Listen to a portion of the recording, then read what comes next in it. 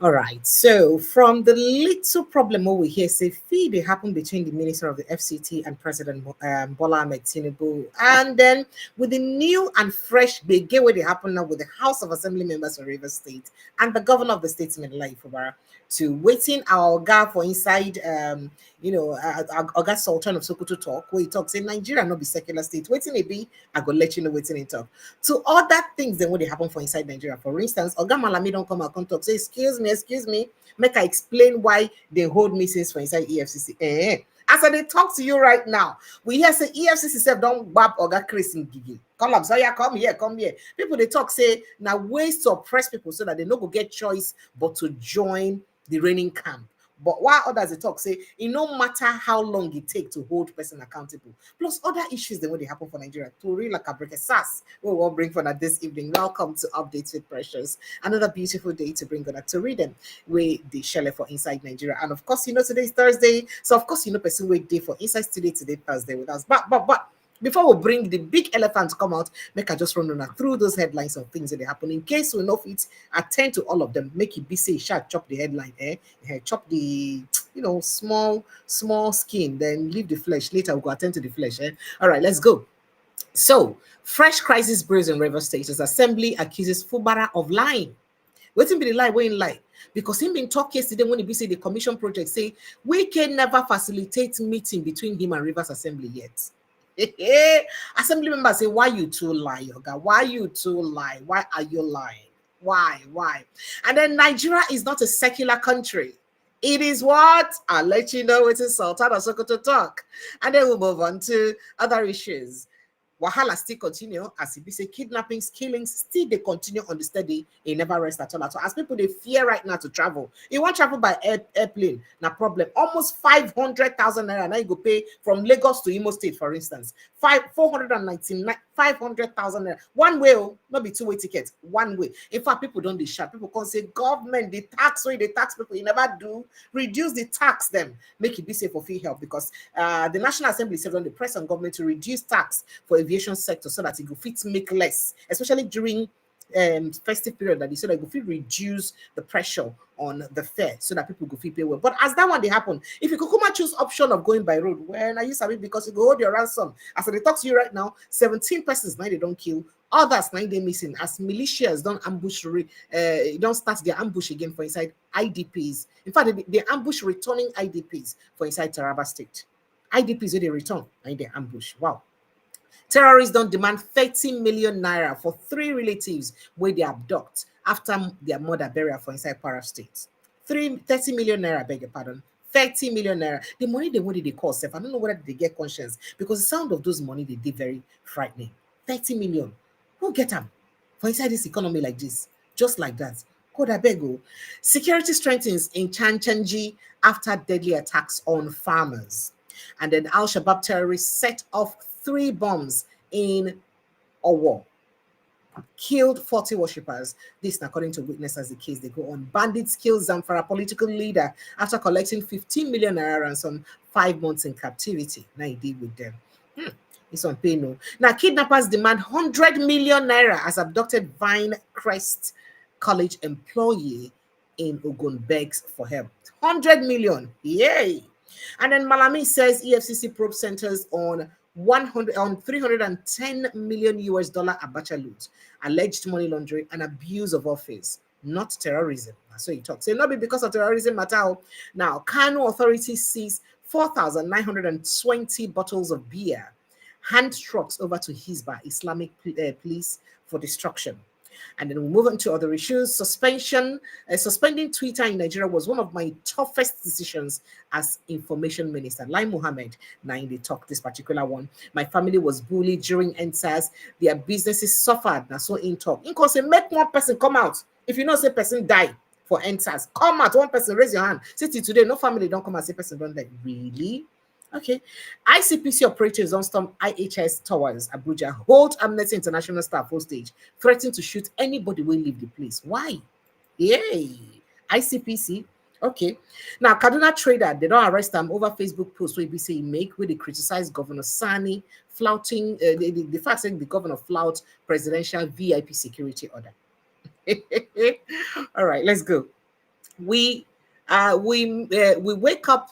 We wake not knowing whose home will fall next. Ebonyi community don't accuse Governor Dave Umahi of demolitions and land seizures. Just they collect their land, they demolish. Now, Bayelsa Deputy Governor Erojakpo died for inside FMC Yenegua after he be saying be slumped this afternoon for office. He just the inside of his slump. They rush him. They say he don't die. We'll get you details of that conversation. And then ECOWAS Nigeria playing stabilizing role in West Africa. APC 90 top. So Nigeria just a play stabilizing role for West Africa. Not be said they just a put them out anyhow. As it gets to do with the coup for Benin Republic, Nigeria, Benin foreign ministers meet and talk about other things we get to do with having better the two regions. Reps don't push for 50% cuts in airport charges, tax breaks to lower airfares during Yuletide period like this, so that things will go to the high. FCCPC don't seal Ikeja Electric headquarters for inside Lagos over alleged consumer rights violation. I just thought to carry this story so you know that people can actually hold Ikeja Electric or perhaps all these power companies, accountable. Tinubu government push for 17.89 trillion naira new loans to finance 2026 budgets. In case you don't understand, make a break and down. That is, this government won't collect new loan to the tune of 17.89 trillion naira. They say they will use and service the 2026 budget. So when they do budget, we'll not get hooked for what the taxes would increase and call. Hey, now Forbes don't name Ngozi Okonjo-Iweala Muhammadu among world's 100 most powerful women, and we're just happy to say our own then part of them. And as it get to do with Oga Adeleke and the movement to accord, in doctors say may nobody just talk about him dancing. Say he will continue to dance. Say he need affect him job as a governor and he need affect him from performing. So waiting happen. Meanwhile, Nigerian leaders don't treat. They say that they treat public officers, public office as family business. Sanusi Lamido Sanusi talk this one. Yesterday I've been telling us, as it get to do with security, El Zakzaki talked something. He said the insecurity in Nigeria is they created by those in authority. Say if they want to stop them today, say they will stop them. But they will not stop it because why? They not them engineer them because now they won't them cause them. And I'm waiting to make them go stop them. And this is a serious accusation. As it gets to do with ambassadorial screening, Shimole and Ndume clashed today before the floor of the Senate. When the committee they screen the ambassadorial nominees, and I'm gonna let you in on that clash. Well, all of this and other matter now we're going to look at this evening. A very interesting day to join on, and thank you so much as an follow us put my photo joining us inside the studio now. Oga Catch on Dr. Catch, good evening, and thank you so much for joining us. Thank you very much for having me. It's Thank you, always good to be with you and thank your you, audience. thank you, sir. Dr. Catch. While you were away, a lot of things happened though. From Sunday, Benin Republic matter, and how we went to play Big Brother and we bombed Benin. First of all, there was a denial, and then presidency now owned up and said that yes, he praised our gallant soldiers for playing the role of safeguarding our democracy. Plus the drama will happen before the House when he said they sent letter to Senate to approve the activities we will do for inside Benin. And Dixon come they say no, we're supposed to debate on them. And probably say no, not before debate. Now just for us to approve. That's all. We're not supposed to debate them. We could just approve them. Plus the one way this our plane can't go taller for inside. Sorry. Congo remain for inside Burkina Faso. And people come they talk say wait, Burkina Faso, and as soon as they go Portugal, air route from Portugal, how na Congo use pass Burkina Faso? And we can't hear from side say Portugal say they know they are aware. Say our airplane, military airplane stop for Portugal on their way to them. So we don't know the one who go believe and the one who no go believe. But all of this matter will happen. If you just drop small word, I never finish. Riley Moore also visits Benue State, and he talk a lot of first time as he go Benue on Monday, as he come for Nigeria on Monday, come they praise Nigerian government, say he optimistic, say the joint body where they won't do go day well, he go make stop the killings and all that. On Tuesday, when is the music change? Because as he go Benue State, he said the kind story when carry here. Say Matt, nothing talk and finish. The kind thing where we say people they suffer for inside Benin State. Over 600,000 people now in the IDP camp and they be Christians. Say that one said it shock them as the tear woman belly became. Let them nine contact. Congress contact say you know what to no go feed they watch. Make all these kind of things they happen. I say make I just give you a brief breakdown of some things will happen for your back. If you go put them out inside before we move on to today's matter, sir. Thank you very much that we're having this again.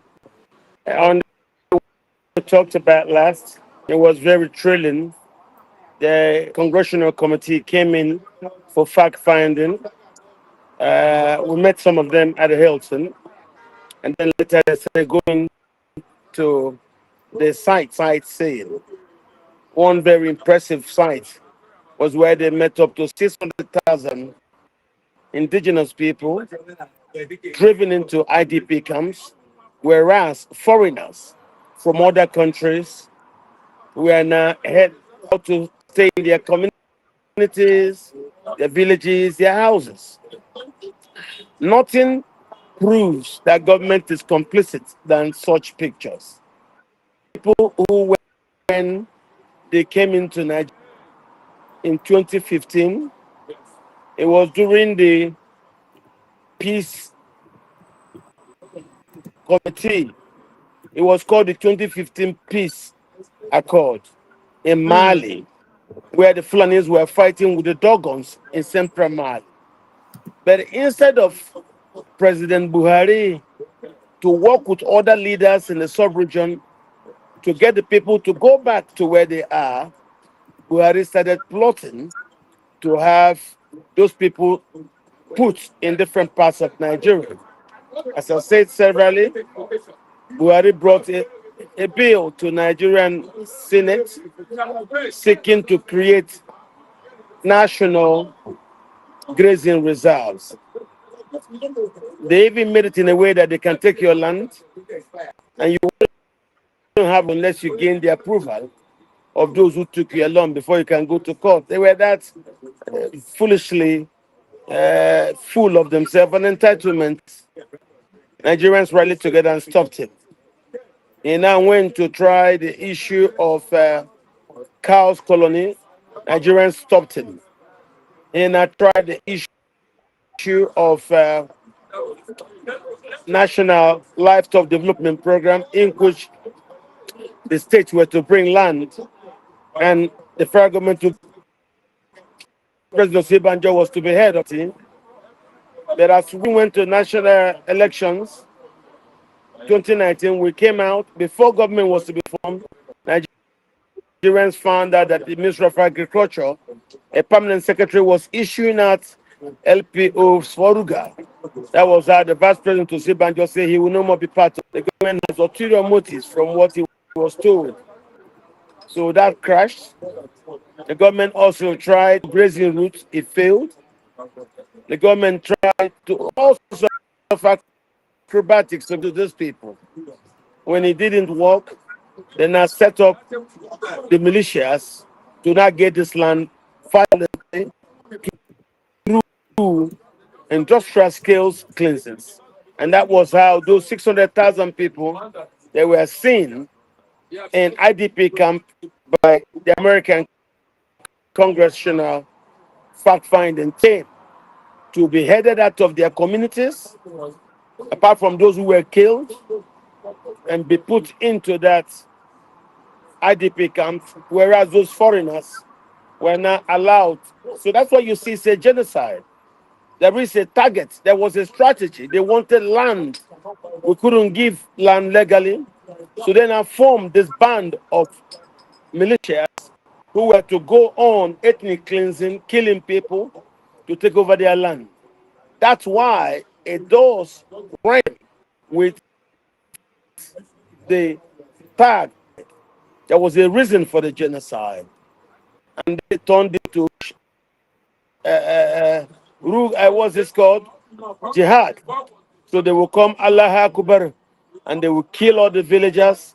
They will take their land. The government, with the policy of do not engage, the servicemen, security men, soldiers, enjoined by government not to engage with the militias as they go on to kill the villagers.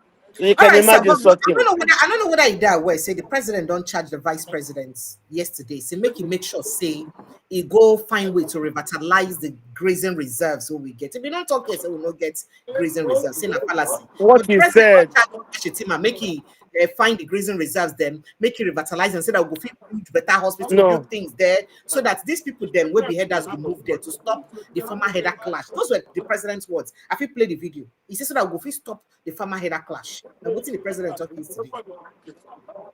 that's just diversion by government. Mm-hmm. What they're trying to do is they know Now that the fact-finding tour have seen these people, they now are trying to see if they can acrobatically create this, and that is government forced ranches across the country so that they can remove these people who are squatting on other people's land and be able to return the indigenous people currently in NDP camps back to their lands. That's why you had the president telling the vice president to call an emergency NEC meeting.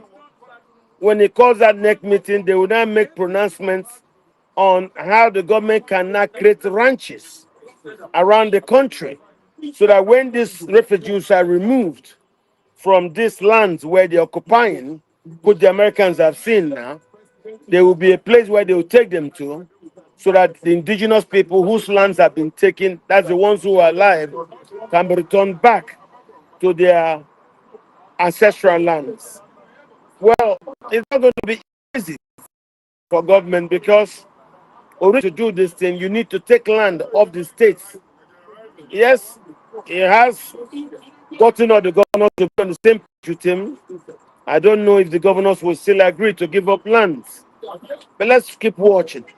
But now Because if when you most give of the up land, governors are APC now, you sure say they no go give the land just to support their person. well, if you give up land, you're going to give somebody's land. And the law is very clear. You don't give somebody's land to another person. The way Nigerians acquire land, they buy land. Or unless it is for use of overriding public interest, then yes, government can take the land and build a hospital, build school. But you don't take land to dash another person. That's not in line with our laws. I think the right thing for those people to do, let them go back to their countries. Since most of those countries now have peace, like there is peace now in Central Mali, let them go back to their countries.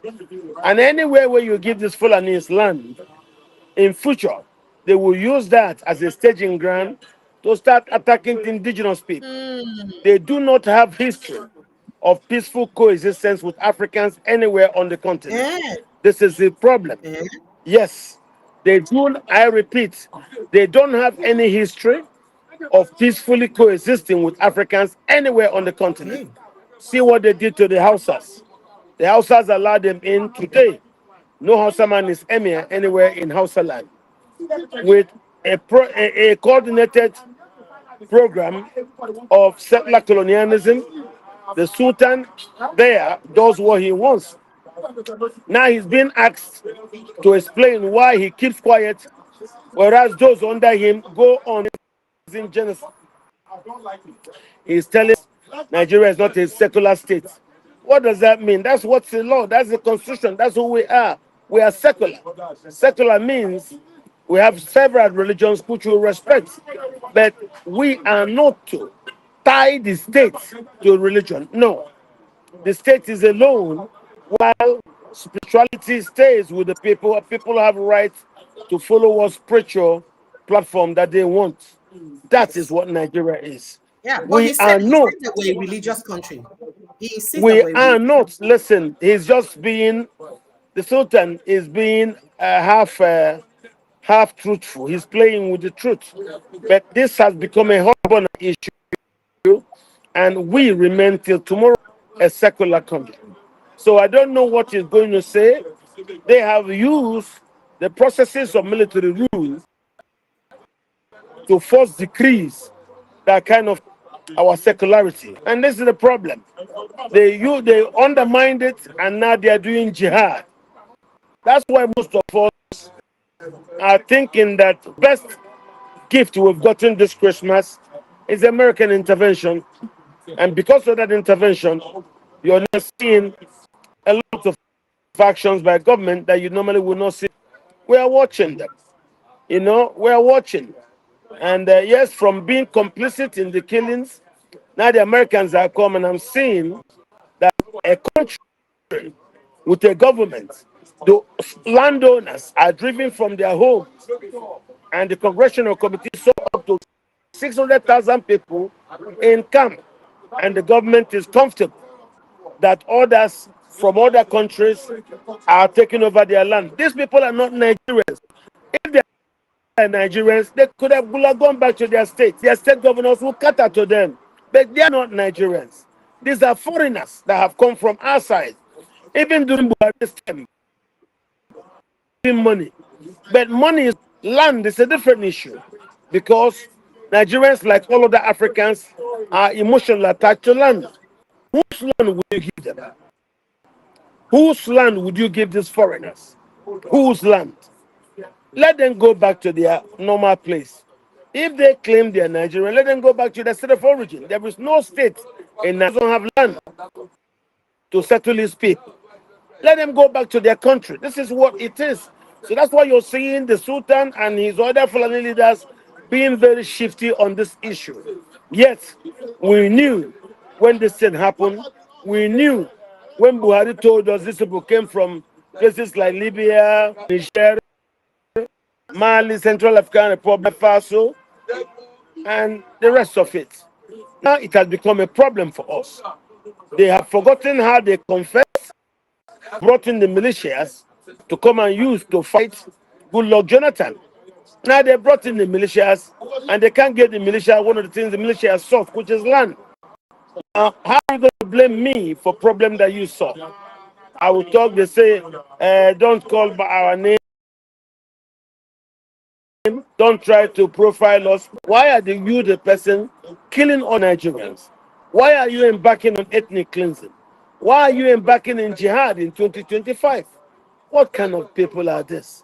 That's why I opine that the Sultanate, all it does is to stay and plot for settler colonialism. And that's why I see that as criminal activity. Part of that activity is what has led to this large-scale, industrial-scale ethnic cleansing, which we have now seen over a decade to be genocide. Killing the Christians in Bedouin. There are no Muslims. The Muslims you have there are just people who travel from outside and are living in the cities, like in Boko, in Kasinala, and in Makodi, trading. That's why the state is 98% Christian, more than 80% Catholic. What is it that Muslims are looking for? Shouting Al-Akbar, and then using that to same thing in Plateau, same in Taraba and Southern Kaduna. It was because of that that General Christopher Musa was appointed to go and resolve the crisis. Your people are being killed. But Christopher Musa couldn't function because the political leaders at the Ministry of Defense were all from this same tribe who have been carrying out this jihad. Since they can't do anything, instead they are aiding it. As I'm talking to you, has told us who made the phone call soldiers to be withdrawn from the school at Kebi.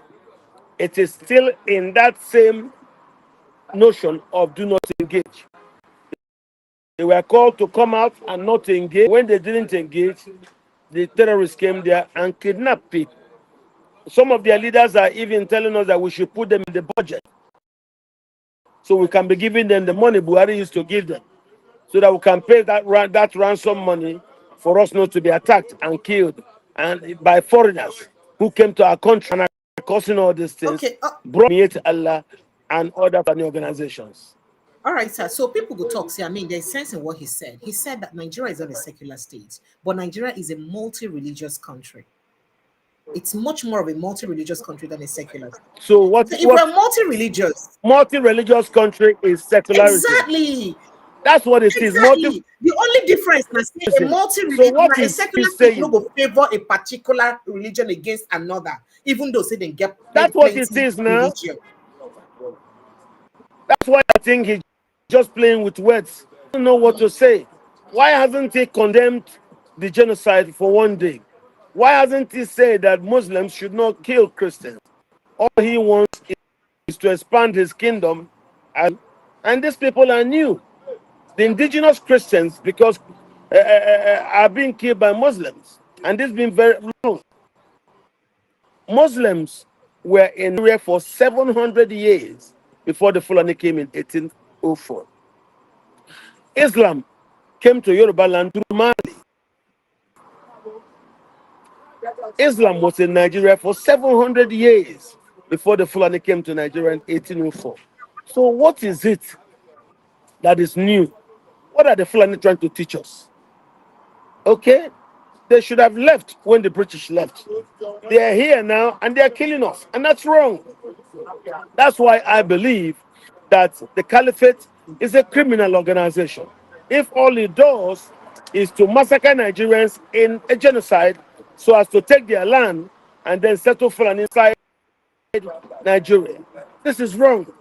Thank God the Americans have come and they've seen Nigerians headed into IDP camps as refugees. How is it possible? And foreigners are living on their, yet we have a government. Something is wrong. And that thing is unacceptable. All right, sir. I mean, there's a lot to talk about this insecurity issue, and I wish they would fit exhaust them because the killings and still they continue. The killings never stop. But there are a few things I did ask you of. You know, we talk about the ranching with President Bola Ahmed Tinubu talk. We talk about the visit of the U.S. Congress, and then we also did talk about the seizure of our the plane, a military plane for inside Burkina Faso, and this happened immediately after people they accuse President Bola Ahmed Tinubu of attacking the Republic on the order of French government President Emmanuel Macron. Say Emmanuel Macron tweets saying don't talk to President Bola Ahmed Tinubu. Next thing we hear say we don't send troops to Benin Republic to secure security and to secure democracy with BCD. So some people don't talk about them, say we didn't really have any business doing that. Why some say no, what he did is constitutional and then we have every right to do that. But people they talk, say, waiting our plane, go define for Burkina Faso when making crash. Even though some people say that because of technical issue. We hear say Burkina, we just hear, say Portugal now they talk, say they actually know they are west, our military plane they come there. I don't know whether it's true or not, it's not verified. But one of the things what we hear based on the excuse when Nigerian military give. Would you like to chime in on that briefly while we move on? Have to understand, for 400 years, we've engaged with the West. First, we got from them the slave trade. Then we got again the colonialism. And after that, no colonialism. A lot of Africans have made their dash for freedom. Burkina Faso, Mali, Niger, and they ran to a better friend, in this case, Russia. So you think And it is line that they look for we make them conduct those. that is what it is. The French know very well that they have lost out in West Africa, but they now think that they can employ Tinubu to help them stop the erosion. Their influence is eroding across the Sahel, and the suspicion is the coup in Benin will have removed a French crony in Benin and then put someone else whom the coup plotters probably think may take the country elsewhere. And that was why you saw the French had to beckon on Nigeria to do something. And people are asking, so Nigeria can act this fast and they can't do anything when militias are killing citizens on a large scale. Why? That doctrine of do not engage. Soldiers are being sacked because they engage ferociously with these militias. Why is this like this? And then when you don't engage, you will be shot at, and that's the reason why a lot of our soldiers ran away, absconded, and the army said they need to employ more people. I don't see people coming forward, but I think with the reversal of that policy of do not engage, young people may agree to go and serve in the army. Now, that aircraft is a C-130 transport aircraft. I don't know how it got there, but yes, Nigeria also put a no-fly zone over its territory on members of the Alliance of Sahel States, the AES, and the État du Sahel. So, if Burkina Faso, Mali, and Niger are members of that state, and you tell them their aircraft should not fly past your own, despite you remembering that they are your ECOWAS brothers. So Burkina Faso also expect that Nigeria shouldn't be flying over their airspace with their aircraft for whatever reason, because if you tell me don't fly over your airspace, I will expect you to accept the fact that you wouldn't have the right to fly over my own airspace. So as they got them there, they radioed the captain and said, "You are here unauthorized. It's either you come down or we will take action." So they came down. Nigeria had been able to manufacture a story that they were en route to Portugal for services You or say whatever. manufacture. You say manufacture. That's what it is. Hey, You have to manufacture a story that hey. why your aircraft was in someone else's space without clearance are going to fly over someone's airspace, you would know. So you'll be able to call ahead of time to gain authorization to be able to go across the airspace. Nigeria didn't do this. They were caught while they were right on the airspace. So, of course, they have to now manufacture a story to be able to justify why they were there. And that's what happened. But thank God that issue has been diffused, it has been resolved, it has been settled. Burkina Faso has released the Nigerian servicemen. I don't know how they will go about to bring everything to a close. So tensions have been brought down, and I thank the Burkina government for being very brotherly in handling this issue, because no matter whose interest we want to serve from Europe, it does not make sense that we start killing ourselves in West Africa because of the interest of Europeans like the English and the French, who are no goods. Hmm. 400 years that we've engaged with them has brought us nothing except Hmm. slavery, colonialism, and neo-colonialism. France should allow the Sahel states to be on their own. The oppression long enough, and Nigeria should. If Nigeria run a good government, if the democracy were unfair, these countries will learn. But Nigeria has not shown an example. Because for Nigeria to get well, like Mandela said, Nigeria has to take the lead. So far, Nigeria has not taken the lead. Nigeria last election, Nigeria has not been able to conduct a transparent and honest census for going to generations now. Nigeria is the only country along the Sahel where soldiers lie to us that more people live in the desert areas than in the water areas in the south. These lies are not real.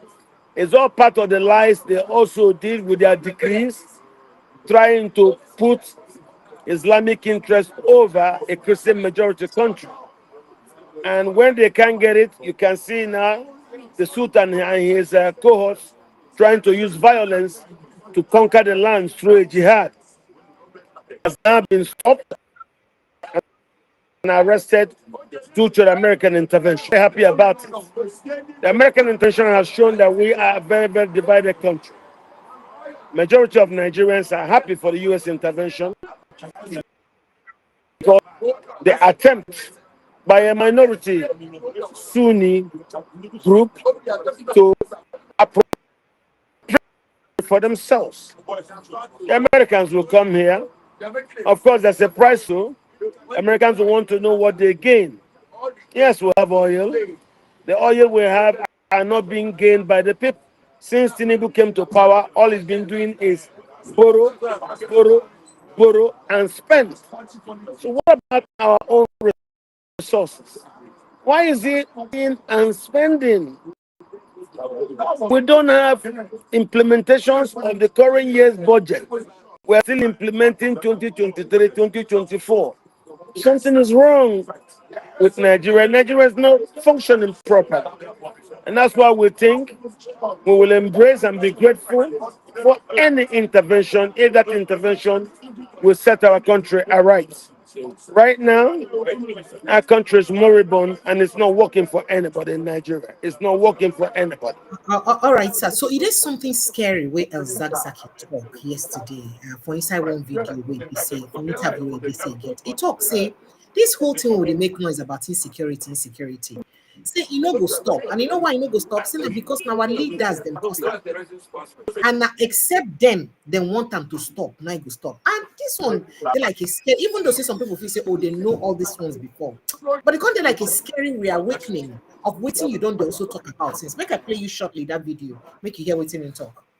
For Buhari, it's simple. Since he has passed away, we will meet on the day of judgment. I could remember for Buhari, it's simple. Since he has passed away, we will meet on the day of judgment. I could remember when I was shot, one of his ministers phoned me, and I said this, when I was shot, I was in blood, all right? One of his ministers shot me. Phoned me, sorry. He phoned me, and I spoke to him. I said, now I am waiting for my blood to drain so that I will pass. So my greetings to General Buhari. Tell him I am greeting. So I hope they will do their government well. We will meet on the day of judgment. So judgment day will come, no problem. For Buhari, maybe he has started thinking, but we will meet. So that is over. The question of Buhari is over. All right, we will meet on the day of judgment. But this government, at least they knew something wrong has been done. They ought to address it. We don't have to demand. They ought to address it. Furthermore, I've told you that they even made promise, even though secretly, not openly. They made promise to us that when they come into power, they will address the issue. But the answer we had from them is silence. Any further question? I remember, I think 2 or 3 years ago, there was similar conference in which I participated via Skype. I gave a speech of about 10 minutes about human rights, with emphasis on the human right, on particularly as it affected us. In any case, I know for sure that those deliberations, touch on different aspects of human rights, of which I will only touch perhaps part of what was touched, or some areas which has not been touched. A human right, as we know it, even from a religious point of view, there was a book written by, rather than it was speech made by one of our imams, Imam Zainul Abidin, in which he wrote 51 rights, which includes the right of Almighty Allah upon his creation, the right of creation in relation to others, like human being to other human being, and even human being to animals, and even human to environment, giving each right its own right. So human rights is known to us long before commissions of human rights or human rights declaration were made some years back. 1,000 years earlier, we have an idea of human rights. We are creation of God, and each one of us has a right to life, which cannot be taken away from him unless he takes somebody else's life. He has the right also to his own faith. He has been given free will to choose. All right, very quickly, I didn't state the part where he said that about the. I know if we played the video where he talked that thing about the, waiting the people waiting in power do and how they create them. But make I quickly play that part because he accused people in power saying that them starts this insecurity and they know how they used to start that. Make I play that part, make you hear. Yeah, thank you very much for this question. This security problem was actually created, and it was created by those in authority. And if they want to stop it today, they will stop it because they are the ones engineering it. How comes Bush people who have been known to be cattle rearers, how come they have guns? Where do they come? These guns come from? How come those people they call bandits, they have armored vehicles, including tankers in the bush, and they call them terrorists or enemies? How come they have this? If it is in Maiduguri, where did the tankers pass? Is this they came from the earth or they came through? Where did they get the tankers? You have to every sane person know that the authorities are behind this insecurity. If they want to stop it today, they can stop it. All right.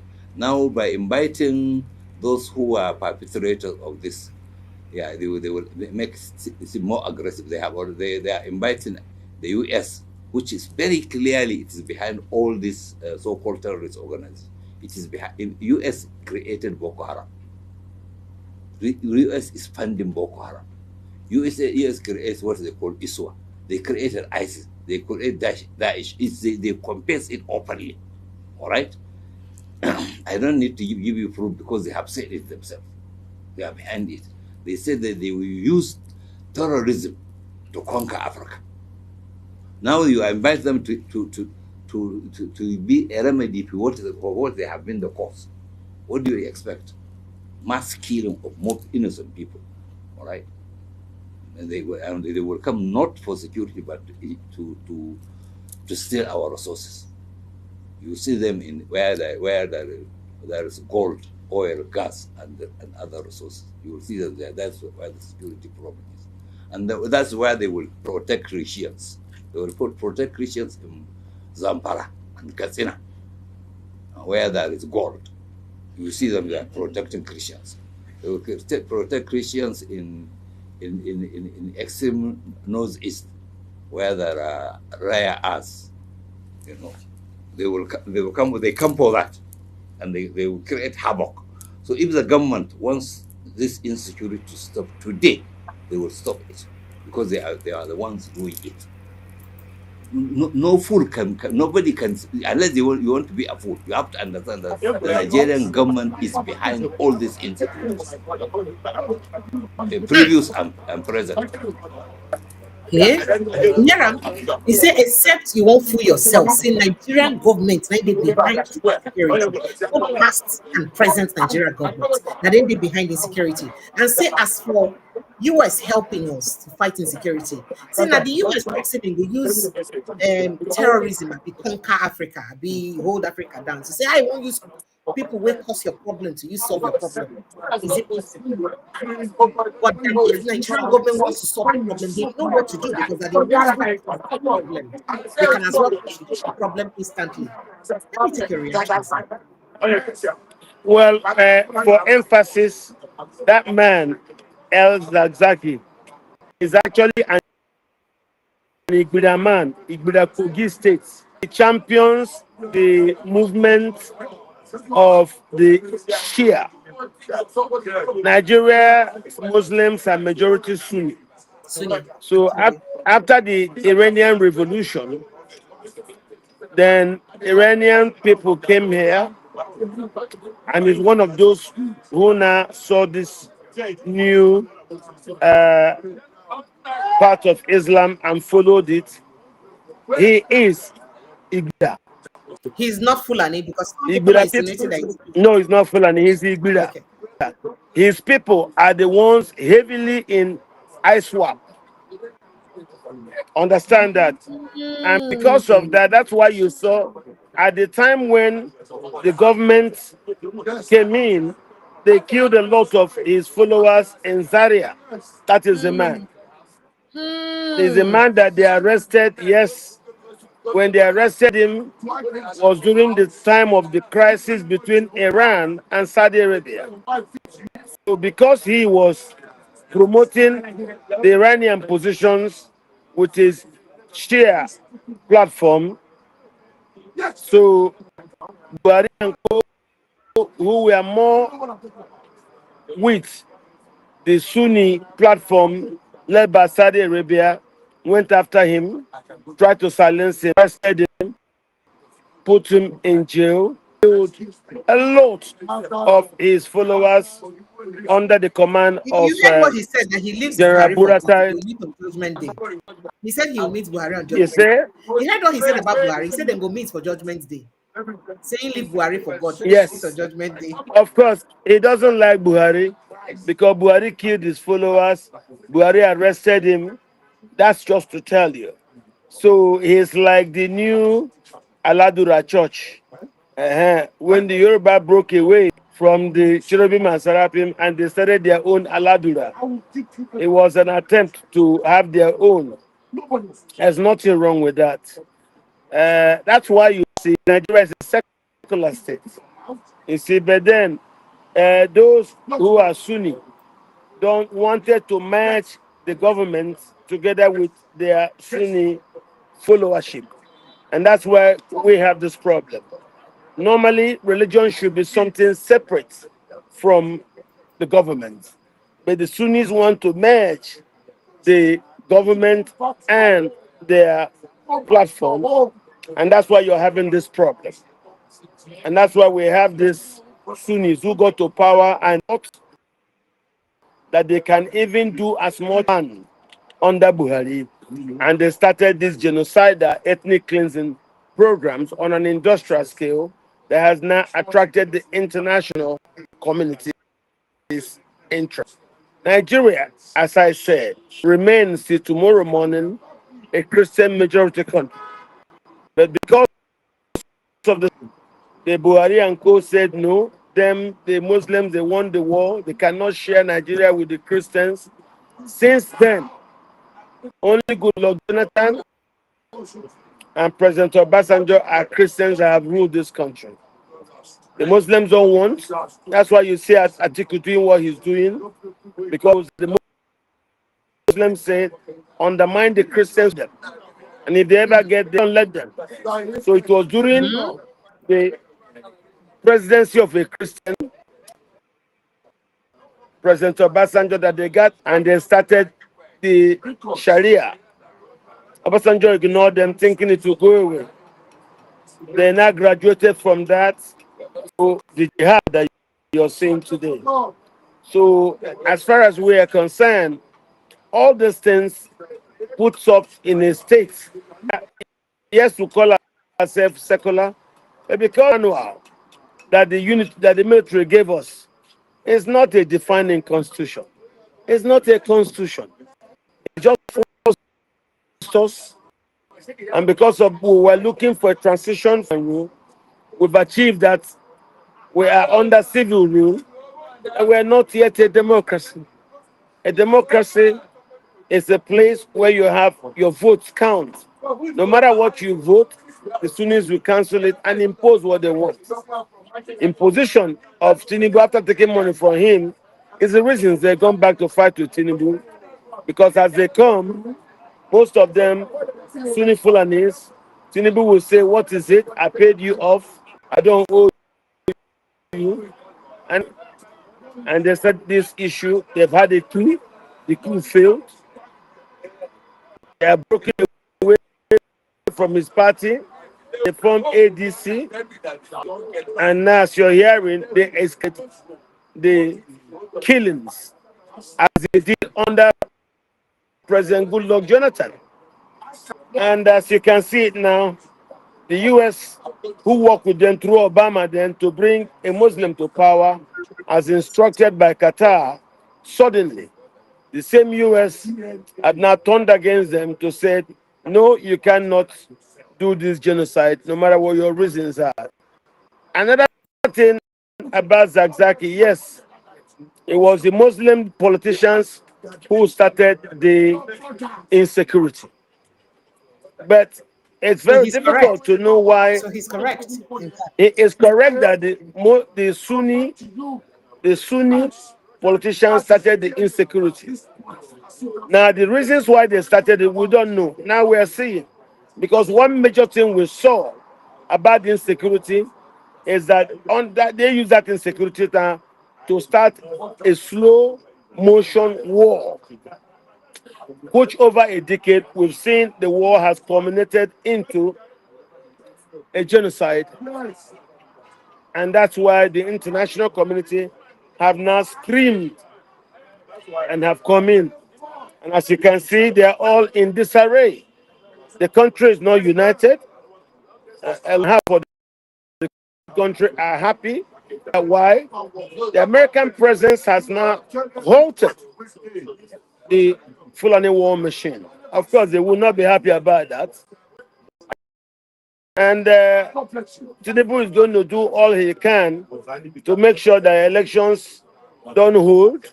If they hold, it will just be like a butterfly election that will just return him as he just flies over the thing. He has firm control of INEC.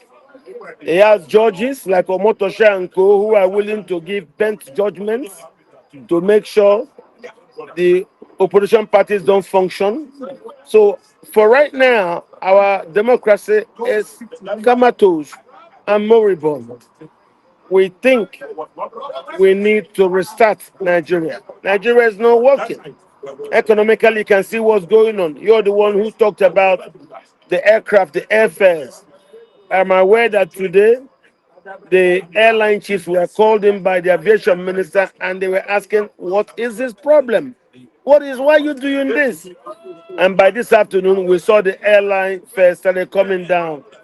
Because going to the east, the airline fares have gotten to 500,000. 500,000 for Yes. one way ticket, not Yeah, return ticket. one-way ticket. Easy. Yet, for the same 40 minutes flight, 50 minutes flight from Lagos to other parts of the country, you'll be paying about 100,000, 140,000, 110,000, 120,000. So why for the same one-way ticket for 40, 50 minutes to the east? The east. So it just shows you how the east have suffered so much. And I welcome the government's intervention today. But of course, let us look and see what that will bring. And I know in previous Christmases, normally when the airline chiefs will now apportion more seats to the east, because apart from the Chinese in the world, only the Igbos do perform this annual migratory ritual. This is, they return home as if you're seeing migration along the Serengeti. That's how it is. The buffaloes' migration in the Serengeti is similar to what the Igbos do during Christmas back to the east. And that's what the airlines advantage of. Yet, in the past, they were known to introduce more seats, more aircraft, simply to take care of the voluminous returnees. But something is going wrong because the country is not functioning properly. People are now known to be doing price gauging. You either to travel to the east or you expose yourselves to the luck of the kidnappers. You heard what the leaders of Arewa said. If you want the kidnapping to stop, put our kidnappers and terrorists in the budget. I've never seen this kind of thing before. And kept quiet. Like if you want terrorism to stop, put the terrorists in the budget so you can be giving them money. I have never seen this kind of logic before. That simply tells you Nigeria is not working. So there's a reason why it has stopped functioning. And there's a need for us to sit down and discuss on how to start afresh and to see if we intend to stay together as one country or as the Muslims are insisting. If they don't, they will not agree. But that discussion cannot even happen because it's not negotiable. Should they say our unity is not negotiable, and anything about referendum or such conversation, no, even their constitution. And some people go talk say since Ibi say Jonathan do a confab, Buhari through one say he belong to the dustbin because they don't like say into the confab. Why is Southern and Tinubu never think of resurrecting the confab? Or at least doing something where be say go fit to work and make people for feeling live happily together. That's not what people go talk. This confab is a confab organized for indigenous Nigerians. After that confab, foreigners took over our country. And when the foreigners took over, they didn't like what the indigenous people said at the confab. They cancelled it. So what you have is a struggle between and those who came in but now sought to appropriate the country to them for themselves. Today, everywhere you go to, the Fulanis will not even one of them. That is Mebare.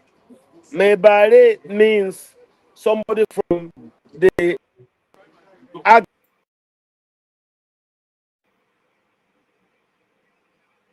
Oh dear, I think internet don't hang.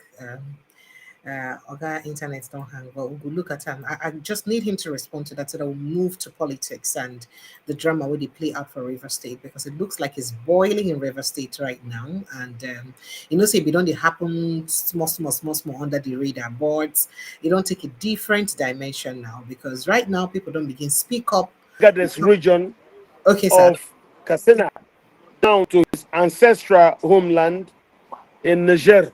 We understand that.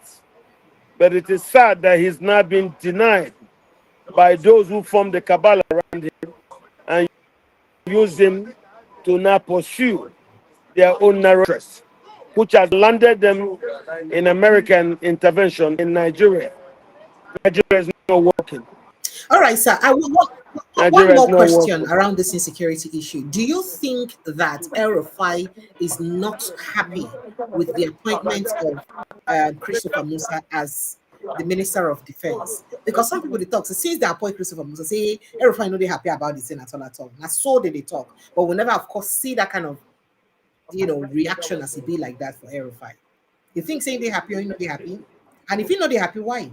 But you don't understand. You have to understand. Up north, people like Erufai give the impression that Christians don't exist in the north. But of course, exist in places like Christian majority states like Benue, 98% Christian. You have the same picture in Plateau.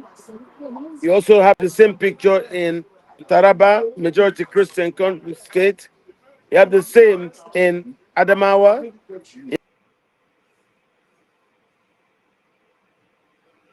Okay, all right. Internet's not happen again. Sincere apologies. And somebody said Nigeria happened to your internet. I'm sure it will come back again. Sincere apologies, Nigerians. I just thought that would drop that conversation very quickly. Then we'll enter inside other dramas really happen. But the good thing is that whilst discussing this, we've touched, as many of the stories that we have around insecurity as possible. And You have the same in Niger. All of them, like Erufai, you're asking about. mhm. Yes, when Erufai was governor, the industrial scale ethnic cleansing of Christians in southern Kaduna occurred. And it was because of those industrial claim scale ethnic cleansing that Christopher Musa that his people were being killed. But when Tinubu saw that a lot of the middle belt voted for Peter Obi, he wanted us to bring them to him. And that was that Christopher Musa was out. Musa couldn't function properly because Fulani Muslims were put on top of him at the Ministry of Defense. And that's why, even though he now decided to reverse the do not engage ring, he couldn't do much. Of course, they removed him. Now, he's been brought back. Of course, that's Erufai. Erufai is Fulani, and the Fulani are involved in a war of attrition and a symmetrical war against the Christian population. Christopher is a Christian. Christopher is also a victim because a lot of his relatives, I will tell you, out of about 17 different commanders who were sent to the Borno war front, only about 2 survived, and Chris 2 that survived. Your sentinels do not engage. Sometimes they will, because of poisoning of the army, organize for you to be killed. Nigeria really wasn't good.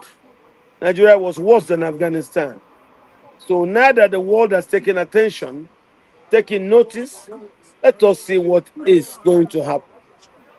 And I still continue to opine that if we are to succeed as a democracy, we must find a way to stop the engine of settler colonialism, which is the Sokoto Caliphate.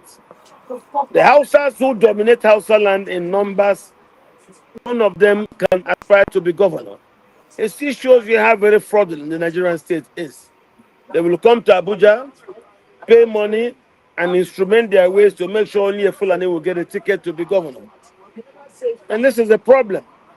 The Hausas actually suffered the most under Buhari's But rule. not be the Hausas, because you said the Hausas get the population. Sorry, the Fulanis don't get the population. So who they vote the Fulanis for during the elections? Since now only them they come out. If the Well, you Hausas are they vote talking. for them, why they not go feel looking for their brother where they a minority party vote for that person? Why?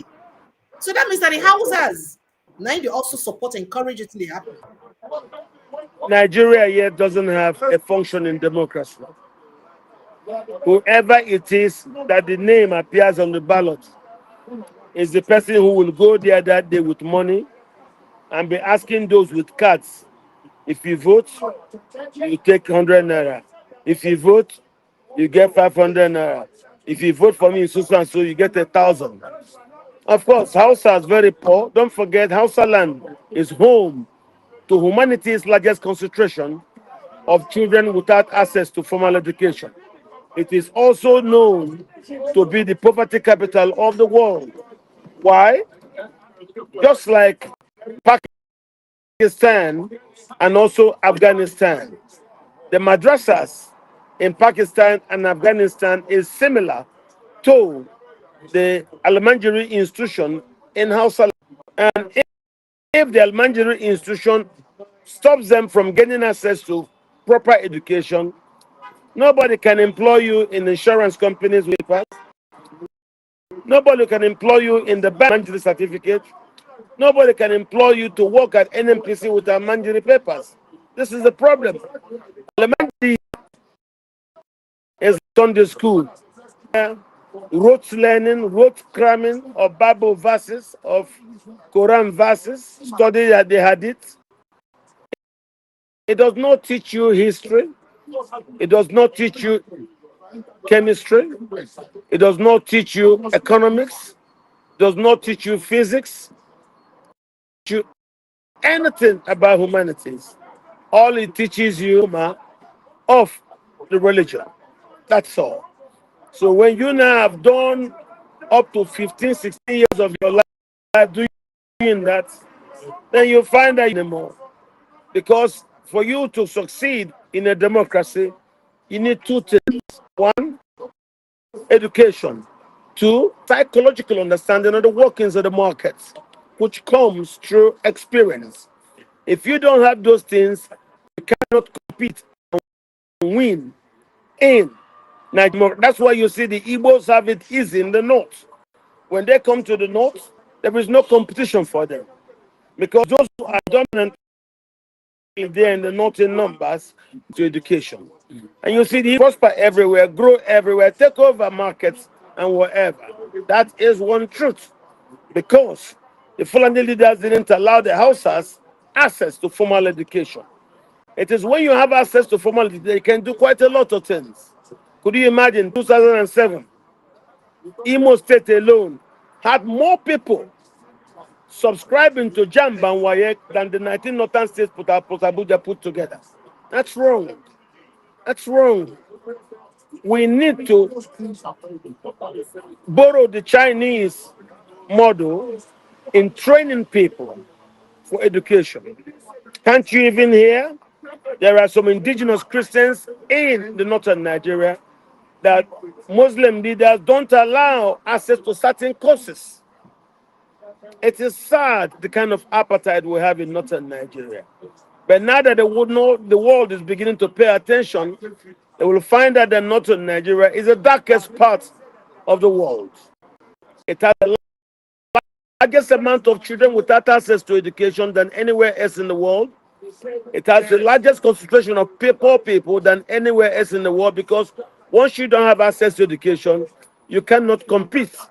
Driven system premised on competition and merit. It's a problem.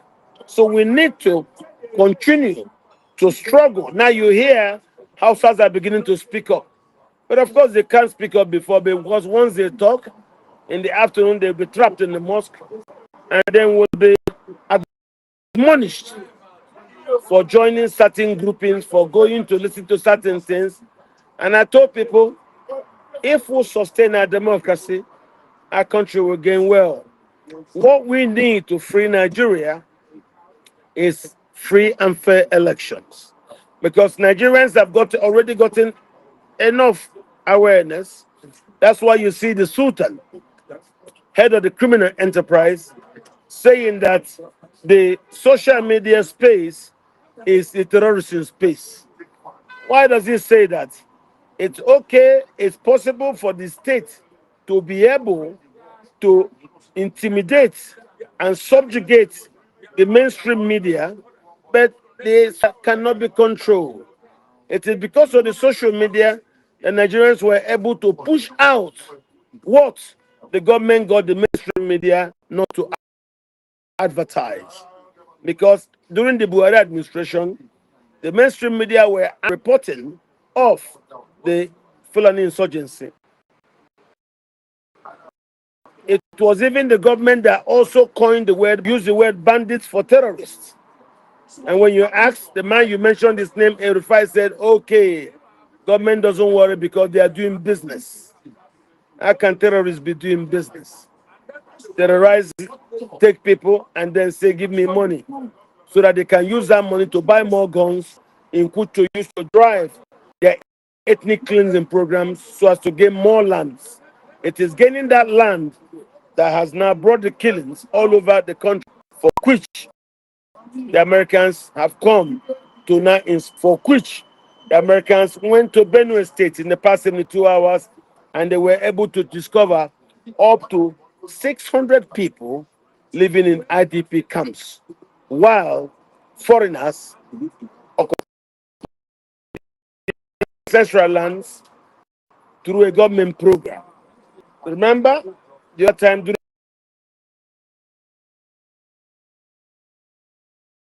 on public affairs, he says, if you don't want to give up your land, die trying to defend it. That is better we give up our lands. That was additional. That was additional. Femi addition.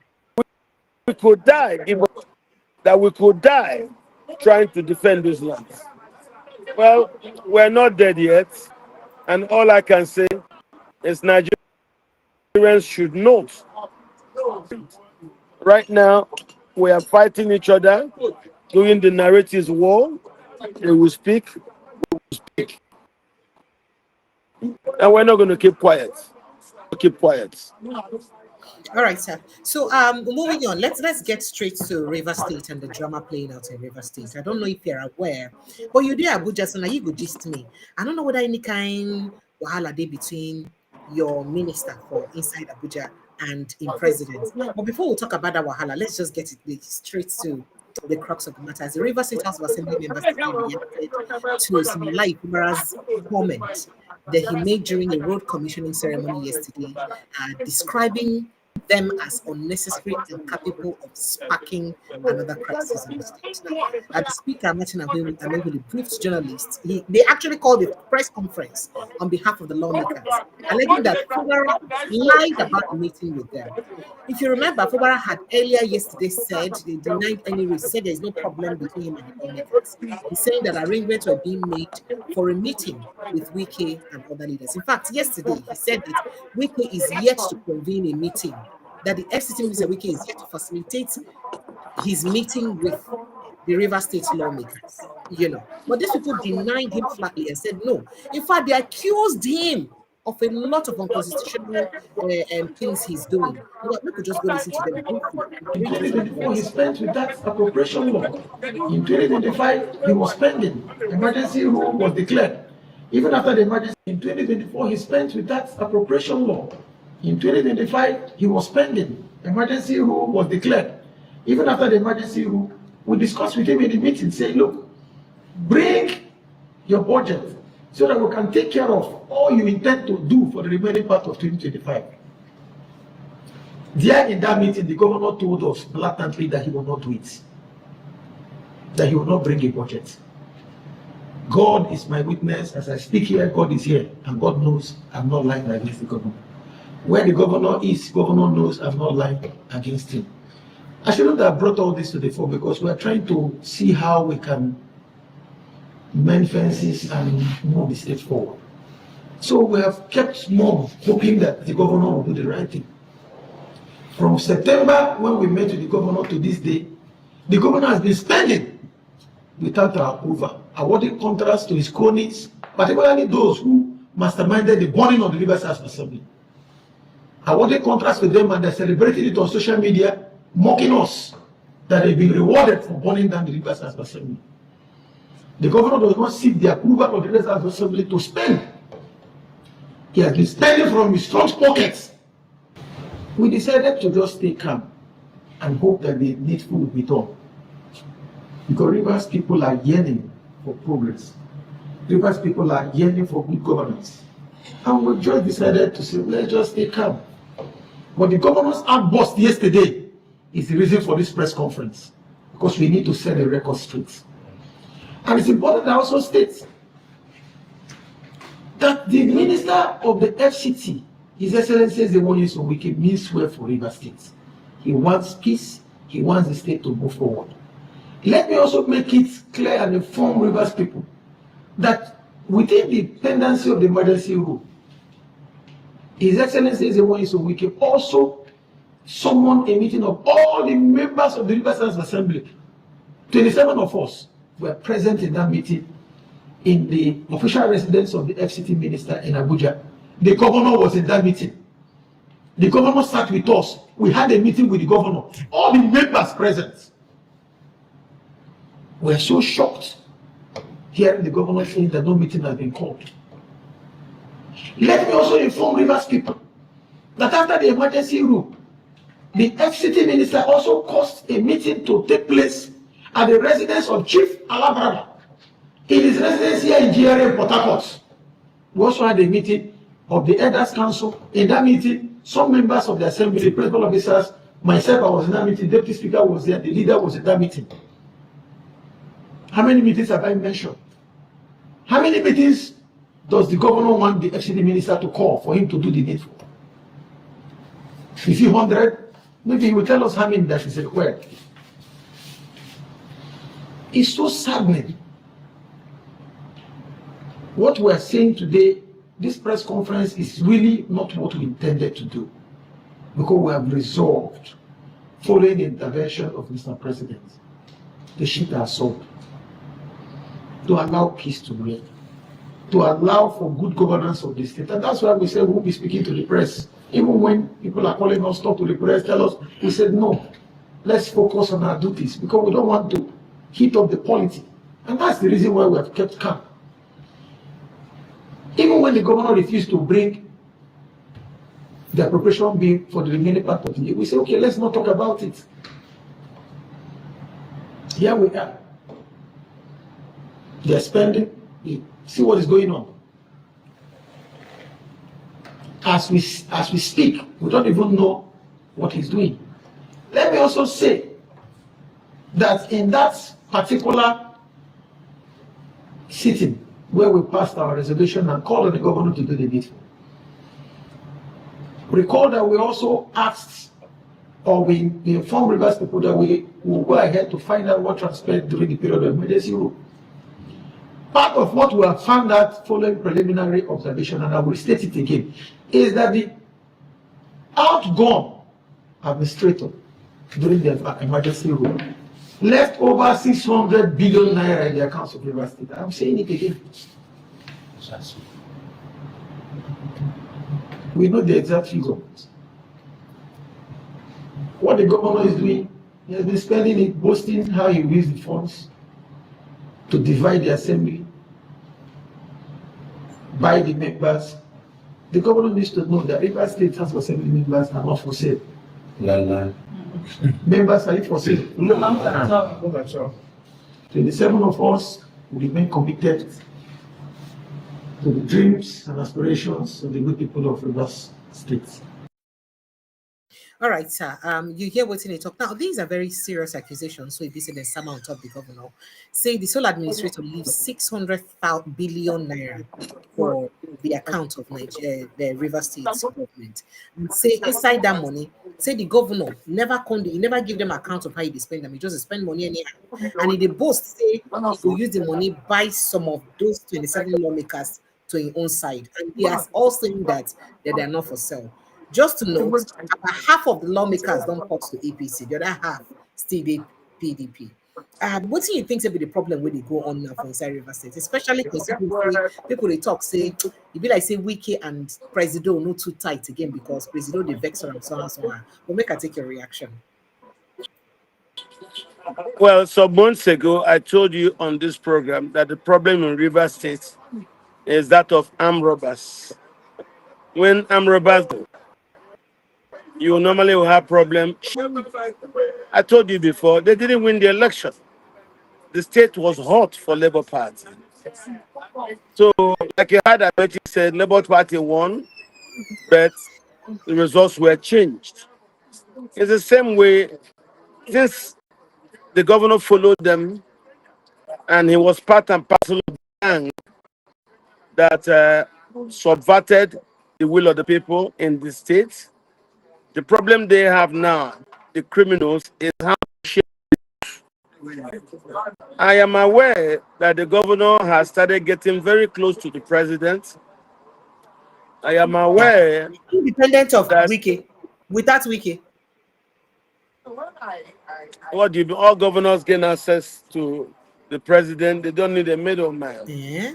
So it is when the president, before he declared for the APC, he came to see the president.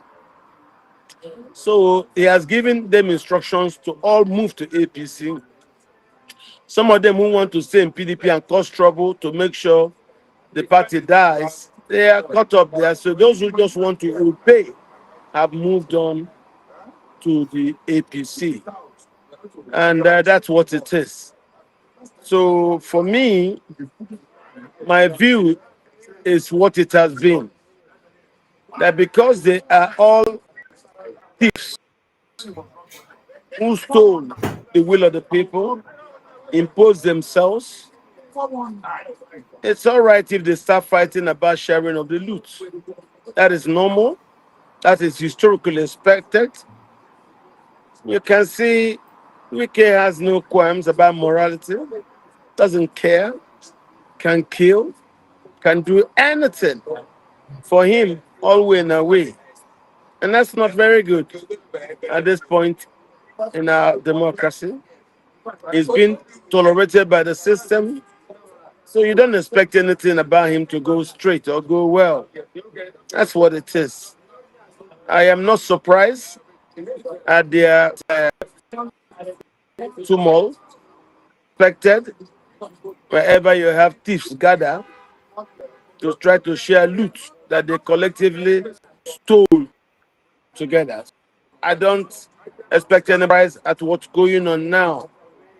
As I've said before, they really never won the election. The party was in a momentous way for Labour Party. They came together, plotted to subvert the will of the people. So is that subversion that they are all paying for? Where what's going to be is going to be. You know, if you don't allow democracy to take place in your states, you shouldn't allow peace. You shouldn't think about peace to also be your own gift. It doesn't work that way. Once you do things in an illegal form, I think sleeping with your two eyes closed shouldn't be part of your prayers. You should understand that these things happen this way. So at least the way it is, I repeat, the governor and Wike were all members of one gang that stole the state from the voters. So it is that thing is told that they're having problems sharing. And that's what you're saying. I'm not surprised about the crisis they're having in trying to share the loot, which is the power they've so collectively managed to usurp from the people. Don't forget, sovereignty is when you get power from the people.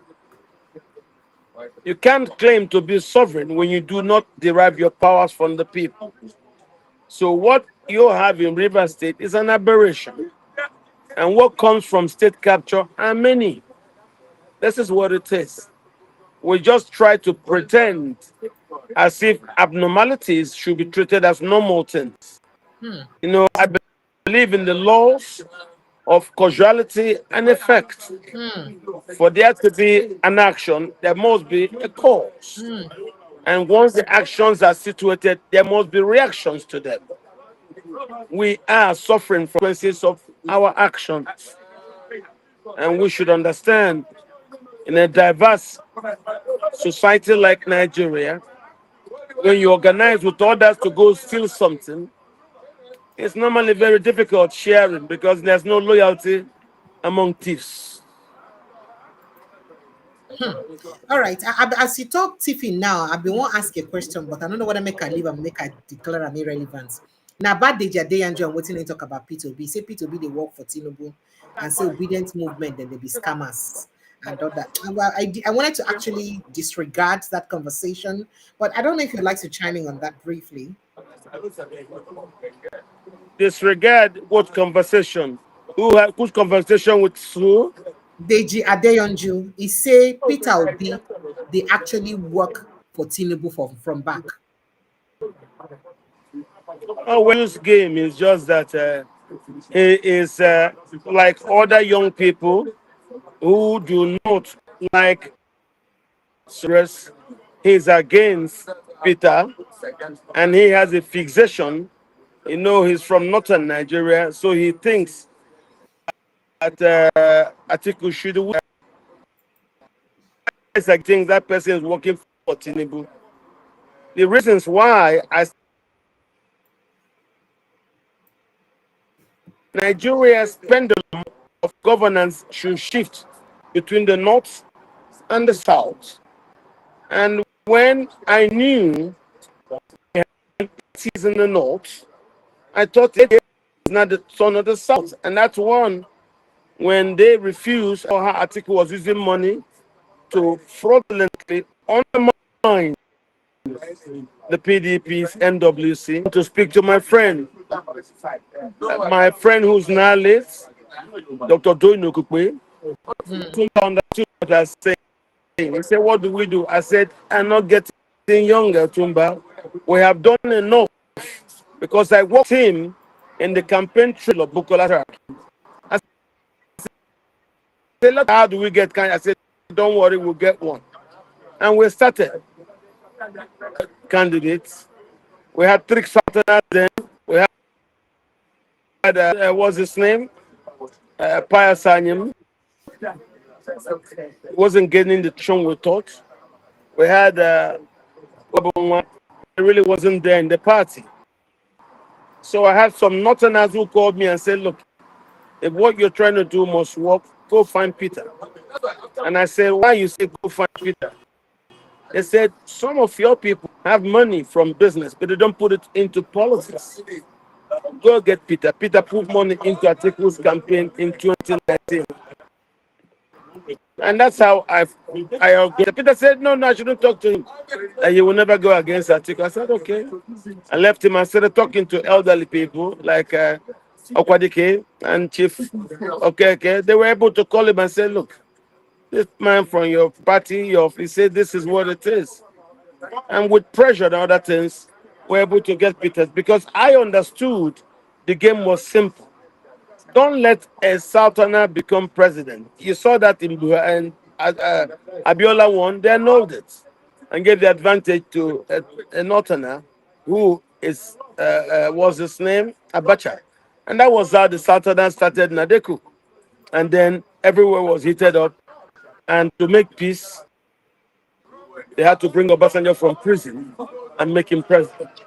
So that's why even Tinubu, who is from the south, you can see how the Northerners are after 2 years of his rule. The same problem. So we need to understand and understudy reasons why those Fulanis from the north do not want to allow the presidency come to the south. It's a major problem. It is a big issue. And that's why I say let us fight it so our children don't have to fight it. But a lot of people in the south are very weak. Some are afraid. When I talk, they say the way you speak on television, they will do that. I say, forget it, nobody will do. Once you have the fact, you have the truth, and you know how to sell what you have, nobody will touch you. And that's how we were able to build that movement, and the movement has changed the country. But that didn't stop the Fulani from continuing with their jihad, even though Tinubu was president, until the American intervention. So our problems are big, very big. And you need to understand it very well. There is a Muslim agenda against the Christians from ever having access to power. And it was formulated from after and that was the reason for Buhari's coup to stop him from succeeding Buhari, from succeeding Shagari. And you had those cascade of coups from Buhari to Babangida. Even when Babangida became president, he worked very closely with Sultan Dasuki. And see, but when Abacha became president, him and Sultan Dasuki couldn't work well. He deposed him and put someone else as Sultan. So it's always been there. It's always been there. It's a religious problem we've had. And some of them also didn't understand. But thank God we've now woken up, we've sensitized our people enough that Nigerians can now start discussing this issue. And we have seen it. No matter our transition to democracy, as we said about our incipient democracy, the Fulani didn't stop their quest to expand and succeed with settler colonialism. That's the truth. Most of the people who hold power today in northern Nigeria and in Nigeria are not Nigerians. These are people who have come from different countries, but because they are Fulani, they are allowed to assume offices in our country. This is sad. This is not all right, very sir. good. Very quickly, as they talk this one, make it quickly. Something happened over the week. I don't know whether you hear all of those revelations by former Major General Danjuma Ali Kefi and the things they're going to talk. And one of the exposes when the talk say, for instance, somebody killed Atagiro, former chief of army staff, that he was actually murdered. So they actually set him up, kill him for that F. And he said a lot of things. He talked about Buhari's school language, which I think you mentioned there, and he wasn't too terrorism. How Buhari was not even happy that Shekau died. How, a lot of people close to him were involved in illegal mining that is traced to the terrorism, kidnappings, and banditry happening to him. He did reveal a lot of things. I don't know if you heard some of those things we did say. If you react to them briefly. What's allocated are things that we have known. We know these things. These things are not new. When he was murdered, we knew. So you actually knew he was murdered too? Of course, Atayiri was murdered, and when he was murdered, we knew about it. And when we knew about it, what would you do? The system was weak because the terrorists, those who were killing, were in power. You can see currently how the former Attorney General is now being interrogated for operating 46 accounts. And those accounts, because of Abacha collapse, where some of them were being used to fund terrorism. Arrest and terrorism. interrogation does not If people, it doesn't have anything to do with terrorism. That's what he's saying. So I don't know if you can hear me. never mind what anybody tells you. Okay. Never mind what they tell you. We know if those who are involved in terrorism are now in power, once you come in and they think that you're not in the same mind share with them, the game is to take you out. They could do that by plotting an accident for you. They could poison you, as happened to the other man. You know, the chief of army staff who was also killed. Atayi is not the first to have been removed in such clandestine way. So we have to be very careful how we follow this. These things are not new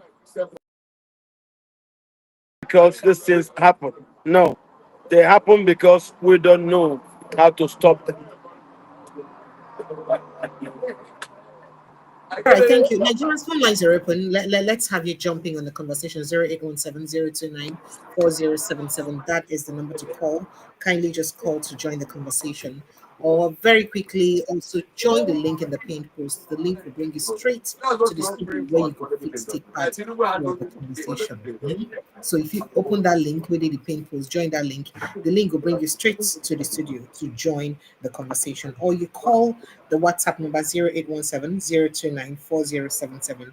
That's WhatsApp link will bring you straight into the studio to take part for the conversation we get this evening. What do you think about this new thing about arresting Chris Ngige and questioning the EFCC?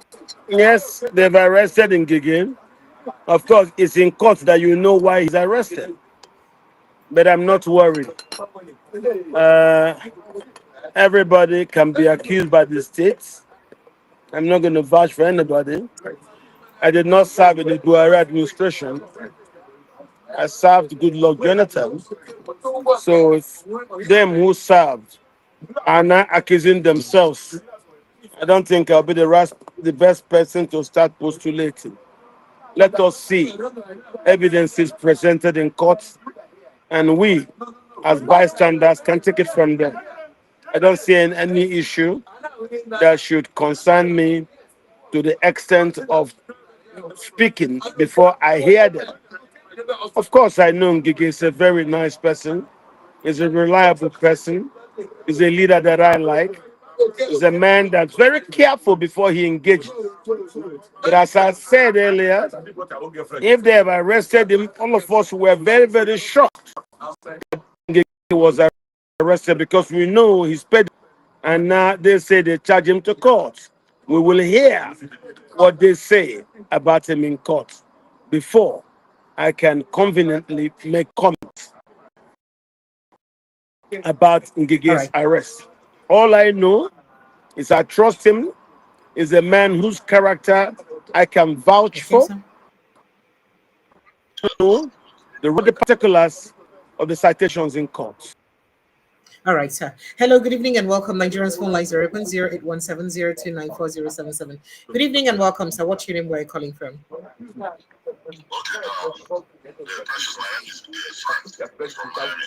From Miami. Frank, welcome. Welcome. Okay, please. I just want you to know that you're a great person. Thank you, sir. Oh, thank you. Like the king of information.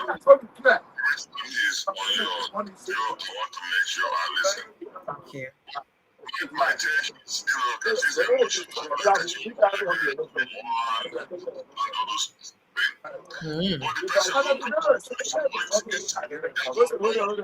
But the person what are you why not? What I want to ask Kachi is, you really Nigeria for war? The Civil War. Now, were they not the same people who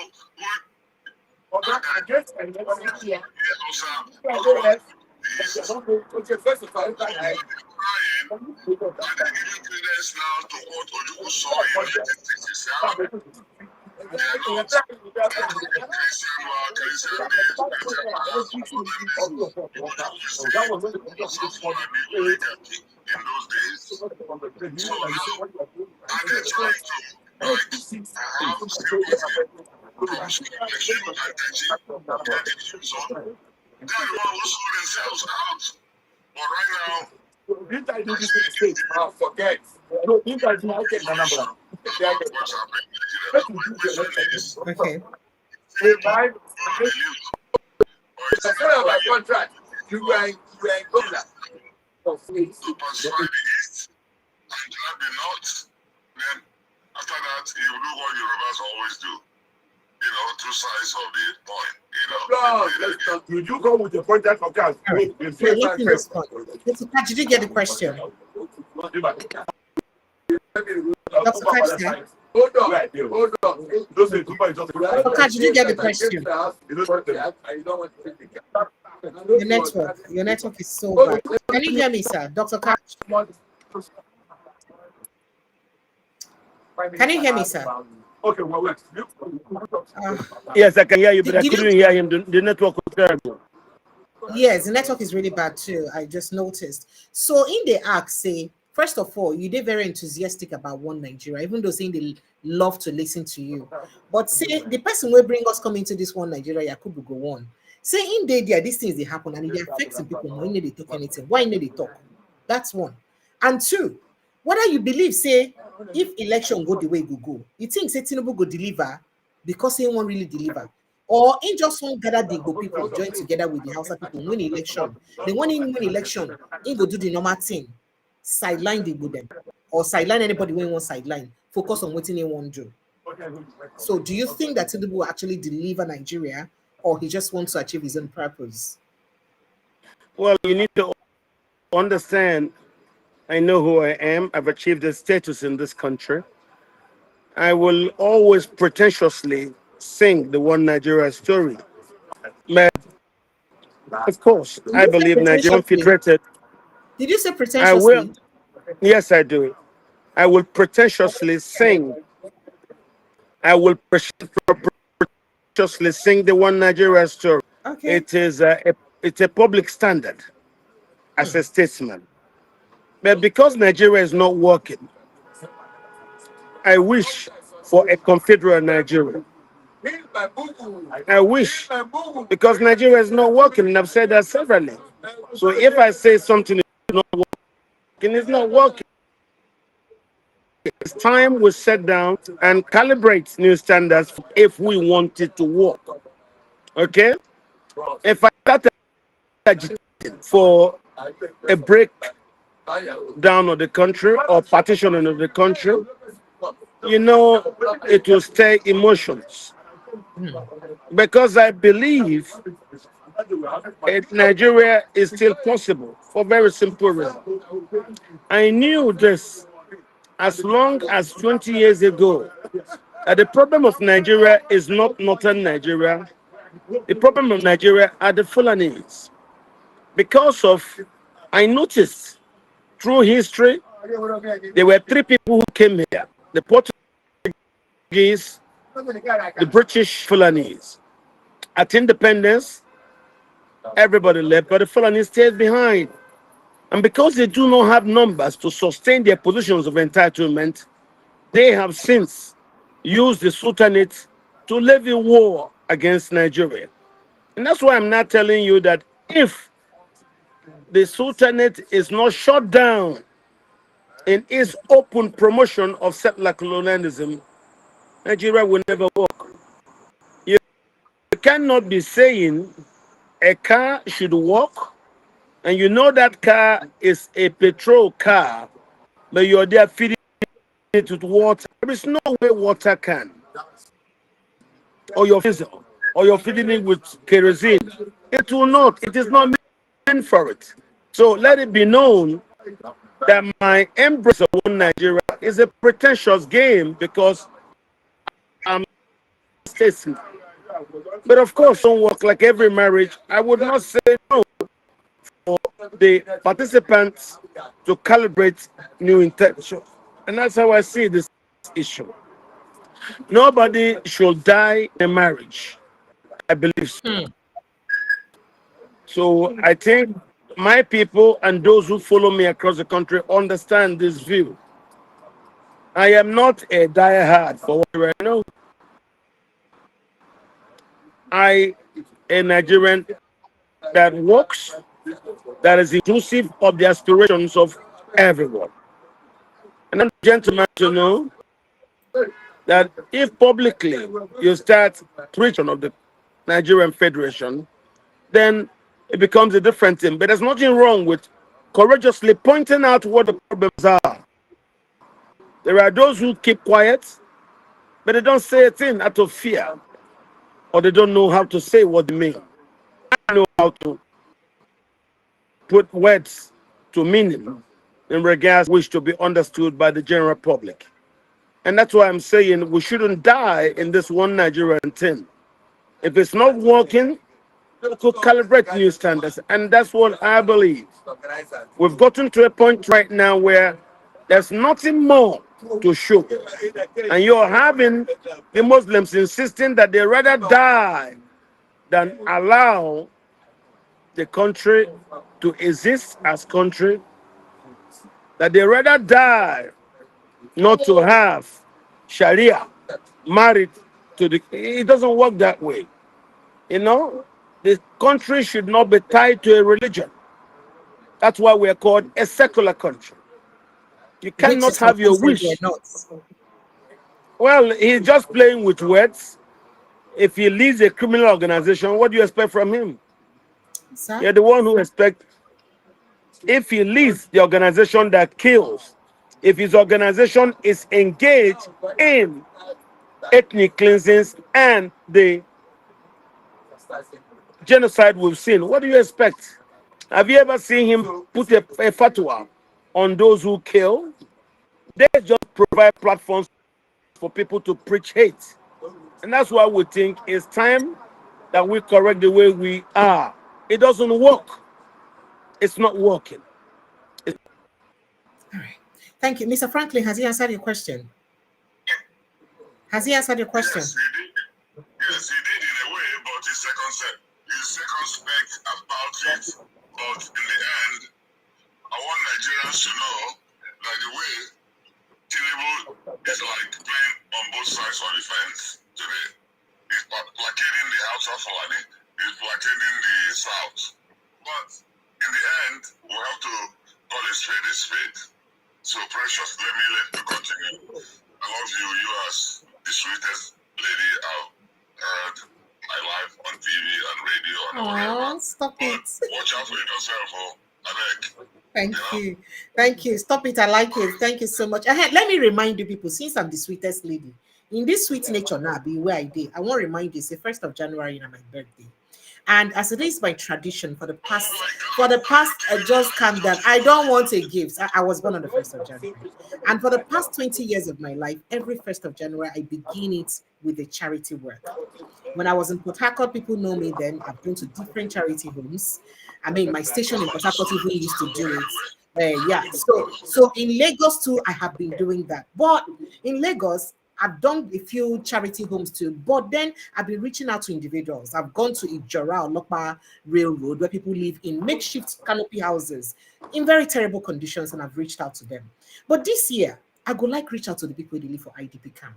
I hear say most of them no get personal effects, like things that they need to use as human beings. And I go like supply to them as much as I go fit afford. I know say because I be one individual, the one I go supply feel no dey plenty reach if you support me. So if you support me, I know so I go reach more people. I don't have your number. I don't know. I may just send account details to you. So please do what you can. Thank you. I don't have your pocket, so I cannot tell what you can afford. And I don't want to have to send account details to everybody randomly. No, except they request for it. I'll tell them. Thank you. Absolutely. And now one of the greatest tasks I won't take up now, say, I hear say some of the children, Dr. Kaj, I hear that some of these kids living in IDP, some of them have never known a normal home in their lives because they were born there. And they have lived for more than 10 years inside the camp. Imagine staying in a primary school tent all your life till you're 10 years plus. So if I can move one family out of the IDP camp to rent them a house somewhere around their locality in a safe place and start them up with a business, it would make me very happy, especially a family with children. If I can do that, I'll be happy. That's a very ideal thing to do. That's nice. Thank you. I want to tell you that last birthday, I traveled to IDP camps in the place where I schooled, Plateau State. Yes, sir. And I showed love to people I met there. And Oh, after you that, schooled in Plateau States. yes, I schooled in I can Plateau. imagine. I can imagine the condition they live in. I would I really was in love to travel. The only reason I cannot Plateau go to State. Benue is because of the travel by road and the security. I'm afraid. So, No, but no, for I the will go security, anywhere. now I will you know, go in in Nigeria house now. Me, I know they speak anyone. this weekend. Okay. When you travel, there are advisories you phone to find out where is safe. These things Okay. just don't happen. There are people where you call them, they will tell you this place is okay, that place is not okay. And you can go there. I schooled in Jos, and because of that, I learned to speak Hausa and Fulfulde in Jos. So I also was in Yauri. I was doing Mangala business with my mother in places like Yauri, in Wow. Jega, in Tambuwal, in Arugungu, Mangala fish. and places like Shagari. Yes, Mangala. Oh, wow. We used to bring Mangala in lorries to Port Harcourt and sell them at Mile 1 Duke. Now my That's headquarters be where I that was now. born I in grew up Duke. for Diogo now. Yes. I was born myself at Ojoto. I was born at 16 here, the Hammer Street off Ojoto, there, my too. You be very good So person, that's why no. when you talked about I River was very State, close to it's a Emenike state Street. they are. From D line, we moved to Emenike. My family had been in River State for over 200 years. Oh. When Joa Mabu, you call Jaja, was kidnapped You by know, say I've been ducky. slave So traders. you know, say that Georgian or Dumo again, they call him that name. So I've been ducky. So when you Yes. say No, no, Georgia, that you know Dumo again. Joa Mabu, that is his name. Joa Mabu, who did not turn to, when I went with Okay Muche to see the blue waters of, we also traveled from there, Ambele.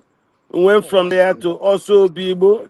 I know all of Ndoki lands, even the Ndoki area in Akwa Ibom. Yes. You know, Yes. Hakem. Yes. So when Yes. I tell people So Ndoki is also in Akwa Ibom, it's hard to believe. there is Ndoki in Akwa Ibom. And even I In could tell you, Rivers, Akwa Ibom, and Abia in State. Rivers, in Abia, because you have there Ndoki and Okwa people sharing Obi. Yes. You also have Ndoki there in Afam. And of course, you have them heavy in Azumini. That's why you see the blue water. That shows you sign of depth. That blue water you see in Azumini is closer to the Atlantic Ocean than Abodima Wharf. But the politics. Yes, it is. Sign of the blue water shows you depth. There is nothing there. It's just land linked. The east is land linked. It's not landlocked.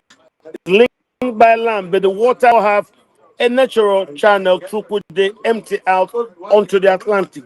And all the front waters there in the east, from Ibaka to Ibono, there to Azumini, to Obako, to Oguta, are all nearer to the Atlantic than Lagos. And that's why, if the country existed as it should, we will be with multiple ports. You can hear the Lagos governor complaining last week about MPA's attempt to actually open up port facilities in other parts of the country. And this is a problem we have. Some people seek Nigeria to exist in their own dreams, and that's wrong. We have started now having the national argument, and I'll tell you what time we'll get there and make the argument, but you will not. I believe Nigeria can still work for us. It's a huge market. We have advantage here. We have edge. Why should I go away from a football field where I'm the only one wearing boots? No. I need to make the sensitizing message that guy wearing number 6 is the problem. And now people are seeing that the Fulani is a problem of Nigeria, not the North. We grew So up making do the you think there mistake has of been calling good awareness everybody. of this? Yeah, Yes. people are beginning to understand it because even the Northerners are Fulani. Understand that. So you need to, and it takes time because I know how to communicate and I know I could be able to get successful through sensitization of the country. When did I start the Fulani monologue on television? Only just 12 years ago. And today the Americans agree with what we're saying. That's why a lot of what I tell you are recounts of what I've been saying from the past decade. So I'm not worried. I bet you very soon, that's why you see the Navy is digging through Uguta because of the depth of Uguta. It doesn't have a problem, it just cleared the debris. So the Navy is doing the work of otters, remove the small debris, and quickly Uguta opens us to the Atlantic. So we'll get there. We'll get there. You know, they say whenever a man wakes up, it's his morning. Nigerians have woken up. Okay? I see far stronger advantage in us being one. But dealing with the recalcitrant person, and in this case, the things he can turn this country into their property. So we took time to sensitize people for them to understand it's not everybody that is the problem. The All right, problem sir. of Nigeria is the Fulani. Thank you. All right, sir. So the person who asked, "Hey, you, I want Tiara." So he's speaking it okay for me, and I have to respond to him. Hello, good evening. Oh dear. Hello, good evening. Are you there, Laura? Yes, I am. Good Yes. evening. Good evening. Welcome. Go ahead, please. Let's hear you. Please, I want to take a bit of a time To do what? then I want to say, like, summarize something I opened up to read. Okay. If you listen to that segment, there's one reference I asked you to please invite the one that's based up with what's his last name? What's his name again? I'll try and contact him. Please remind me the name Okay, again. that Or maybe okay, we'll that talk. man. Maybe we'll chat about it later, so that I can remember. Okay, Because I have quite a okay, lot so I'm busy with. Thank you. okay, so Go ahead. that's okay. Reverend Laddie Thompson, that's the person. I have contacted him before. In fact, we're still in talks. I think he's not had time. I've contacted him. In fact, I contacted him before he had that interview with Adiola. Okay. Yeah. So if you watch the video, after there's a video I saw yesterday, Okay. I think you had some people from Biafra agitators who were in the US. Some Biafra And agitators in a room in the US. there was a conference meeting. Okay. You can see the talking about Christian genocide. So one or two people were talking Can you speak up a bit one, because we can barely hear you, so that they can hear you? so can you hear me? I am Can trying you to. hear Yes. me? Yes. Go ahead. So there's a video I saw yesterday Okay. about a sitting. I don't know if like a special sitting. I Okay. don't know who the congressional members or something that was there, but it was some US government people there, and you had some people who came to speak on regards this Christian genocide, and then you also had one or two people who were speaking about Mazen Nnamdi Kanu.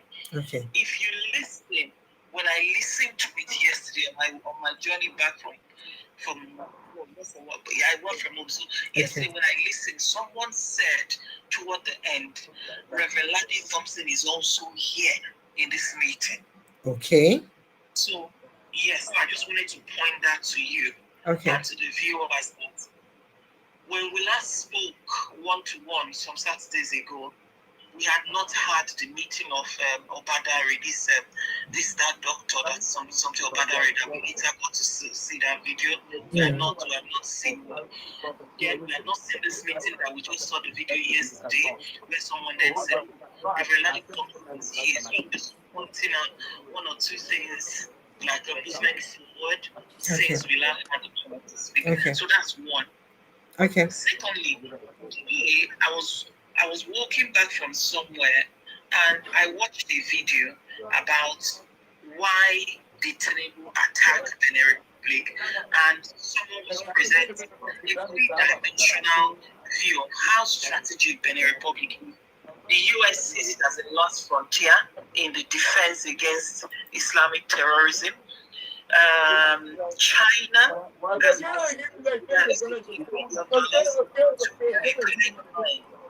Niger to take oil from Niger. Being landlocked, they had to build the pipeline from Niger oil wells all the way through into Benin Republic. That's the only way they can evacuate the oil that French company, that Chinese company, sorry, are mining in Niger.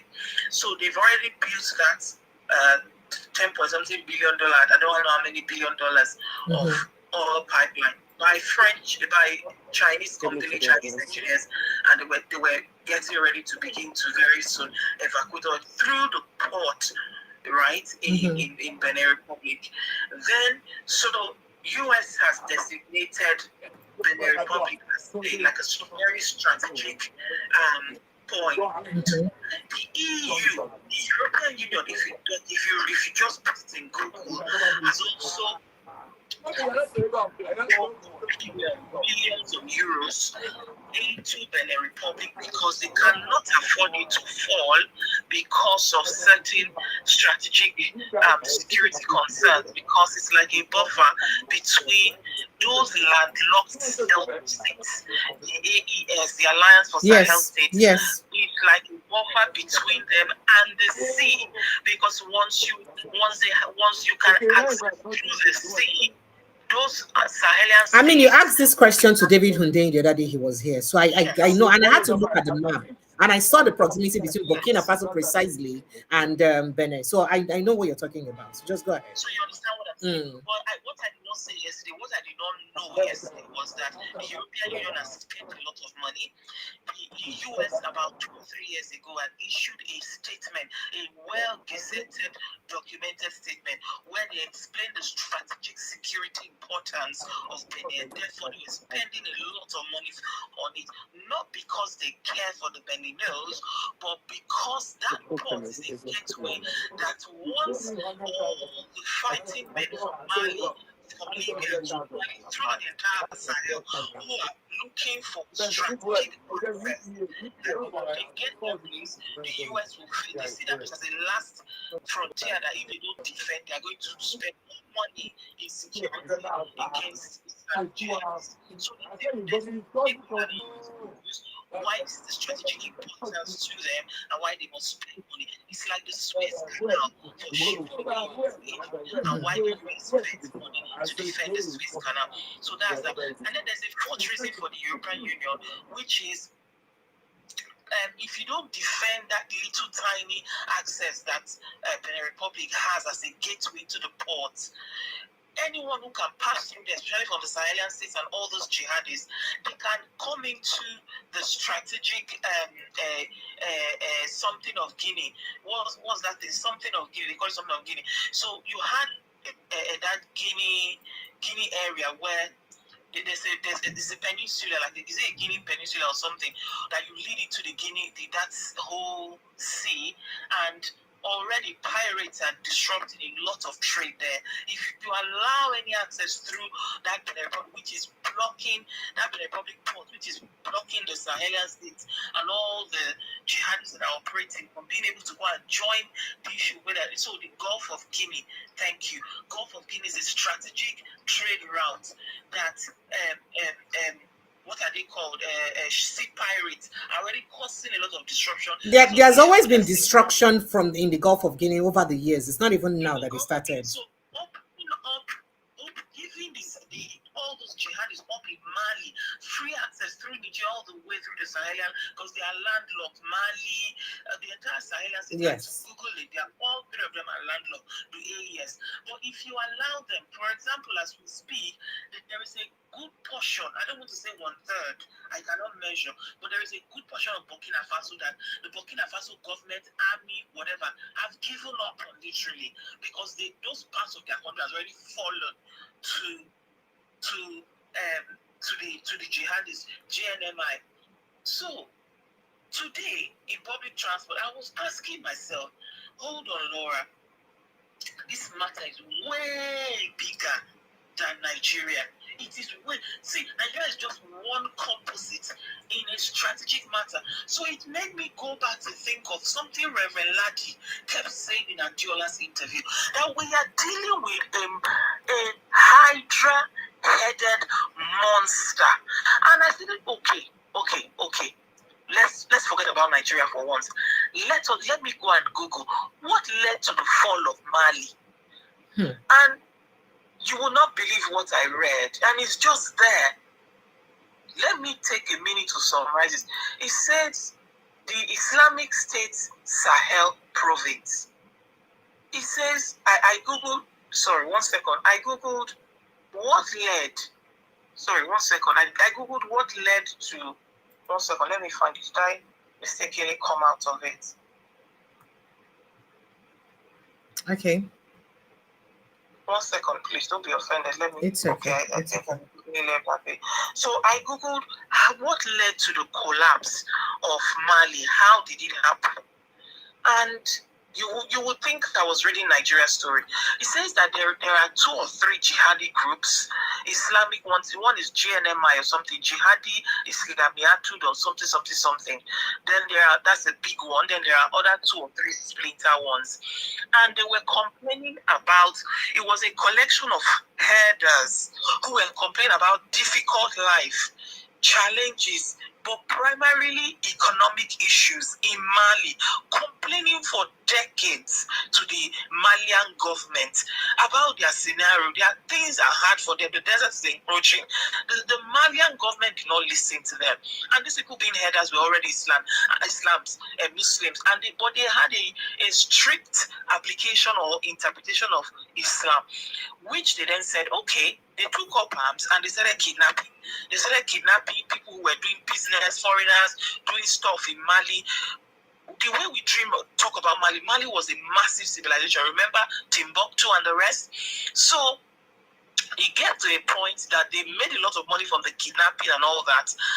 And they began to strike vast areas, and they then made a mission that they were going to take down the government of Mali, of which the Malian government did not pay attention. Then at the bottom of that of that write-up, it says, how did most of Mali fall to them? I started reading through. It said, 1, deep corruption in the Malian government. The Malian government did not pay attention. There was a lot of deep corruption, state resources were not being spent well. They gave a second one, ethnic tensions within Mali. So besides the main Malian tribe where these jihadists were from, there were 1 or 2 other tribes that they were having issues with. So they were not being listened to. They were having issues. There was this ethnic tension. So this brotherhood of these Islamist headers then said, you know what, we are going to, since the Malian government is corrupt, they are useless. Once they use, we might as well capture the country town by town, and when it falls, you establish an Islamic caliphate, and then will govern as well. They grew to the point that the more towns they captured, they began to mine the mineral resources there. They will drive host of farming communities, take over the place, mine any rich minerals on the ground, and they began to export it. And they grew. The Malian government kept playing catch up in Bamako, the headquarters. As we speak, a great percentage of towns and cities remain under their control, while the government is really in Bamako and a few other commercial cities. So the government is co-running, even though military has now taken over from civilian, even the military people are co-running the country with the Islamic, really with the GNMI and their people ruling a vast portion of it. Does that remind you of any country that you know? Yes, it reminds you of Nigeria. During this Benin Republic coup, I saw that some of the soldiers in the coup complained about the north part of Benin. Yes. Where soldiers are where so they say in fact they say some of these terrorists they disturb where we're there, and from there they disturb things for that area, the northern part of Benin Republic too. I don't know if you heard that too. Exactly, because they say they are doing some mining, not a lot of mining, but quite some mining, some kidnapping of foreign expatriates and making money from it. All the way into Niger, into Niger, into a good portion of Burkina Faso.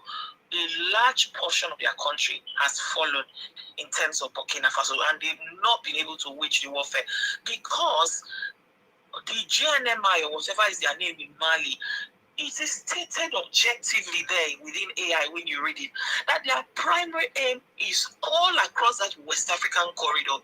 They want to remove useless governments, they want to establish an Islamic state, a caliphate, and they want to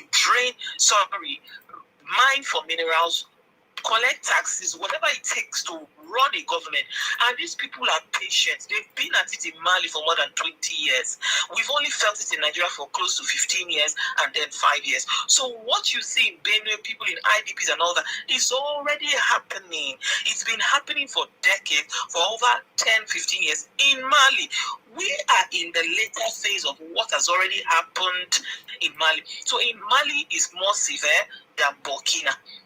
And those countries fell primarily, he says, because primarily it felt a good portion of the country fell to the jihadists, primarily because there was poor civilian government. The government did not deal with insecurity. The government had a lot of corruption. The government was not allowing free and fair elections. I did not say it to Google it. Why did Mali fall to jihadists? Why did Mali fall to jihadists, etc., etc.?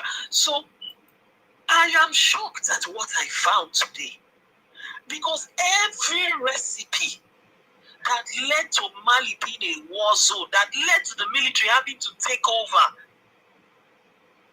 we are there. Poor governance, no free and fair election, ethnic rivalry, turning one end. So the Malian government played with it as a domestic issue. That is where I want to round up, Precious. The Malian civilian government, not democratic, because they were not doing proper elections. They were turning one ethnic group against another.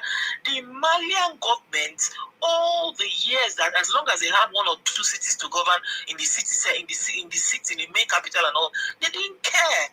They just kept running the country as long as we are. So they came to the point where the country is gone. Mali is gone. Even the military has seized it.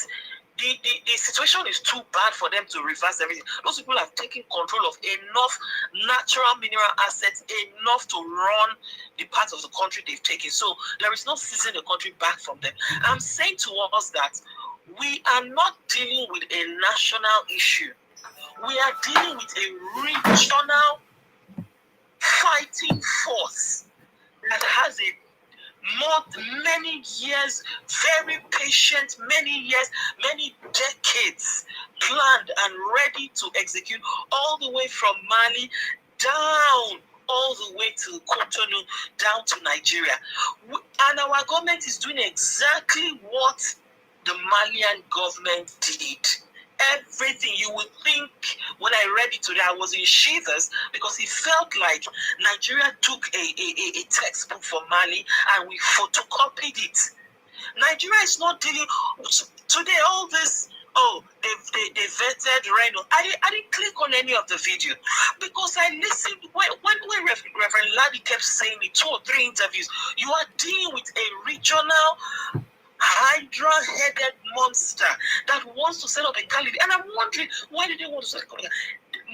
In short, one unique thing I found out about the group in Mali is that it is affiliated with ISIS and Al-Qaeda. Actually, Al-Qaeda and not ISIS. Yeah, thank you, Laura, so that we don't take so much time. Yeah, thank you. Yes, I'll wrap up in 1 minute, Precious. We are dealing with exactly similar to what the Malians dealt with, and our government is behaving exactly the way the civilian government. It may take 10 years. I don't know, it may take 15 years. But Nigerians, one day, there are 2 or 3 options before us. One day, we will wake up. It's either we've ended up the way of Mali, but still living under a civilian government, governing only 1/3 of Nigeria, or we will wake up under a military rule because the soldiers are tired of dying. I yield the mic. I'm sorry, that is the reason why a lot of the coups are happening. The soldiers are tired of dying while the politicians continue to feast fast in West Africa. That's what was the thing. Thank you. Thank you so much, Laura. I appreciate you. Thank you. Dr. Kachi, I don't know if you heard all the things Laura said. You heard the things? Yes, I heard it. Wow. I heard what she said, and I'll say one thing. We have across the Sahel is a Fulani jihad. She's right. And that's why I have followed this issue for over 10 years.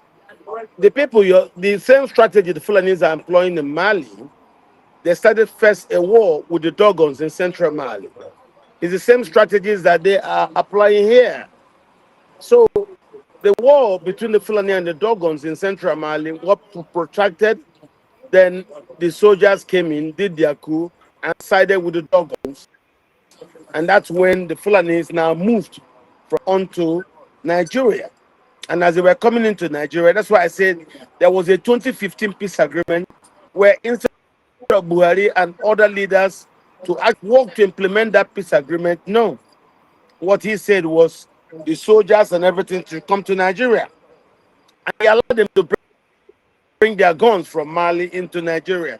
What did they do? A man with a gun. They do the same thing they were doing in Mali in Nigeria. So, and that's where our problems are. As they continue in Nigeria, look at where we are. But what you need to ask yourself, why the Fulani war across the Sahel? Why? It's a problem. It's a problem. And I think the leaders should come together in the region and try to decipher why the Fulanis are the ones who are doing this crusade across the Sahel. So this thing about establishing a caliphate and all that across the Sahel, well, that's what they seek to establish. A caliphate across the Sahel. They know they can do it.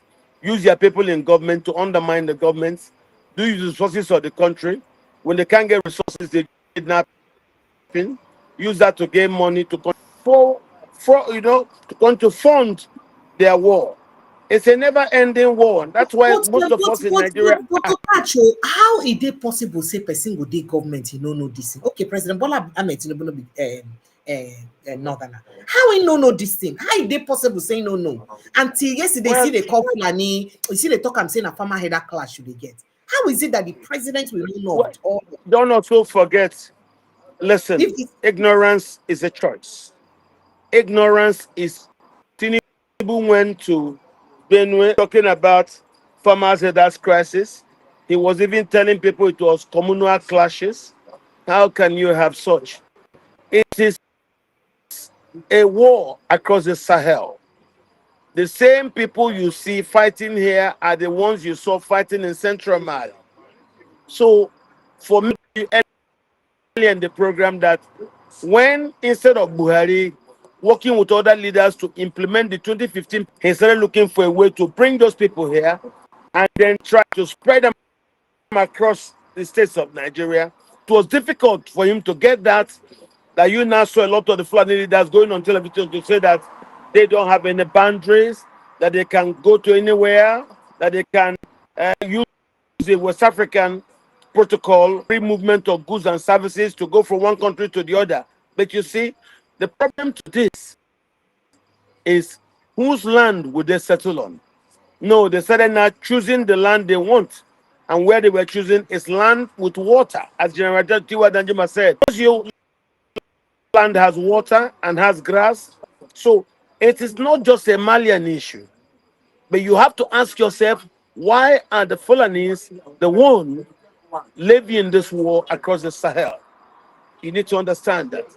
And I was saying it severally on television that the reason for the Fulani war in Mali across Sahel has finally bettered in Nigeria. The Fulani leaders don't want to hear you speak the truth. If you say the truth, they're adamant. And that's why you see some of them inside government started working against the government to the advantage of the militias. That's why you had someone like Matawale said that the problem was that the house Yansaka vigilante.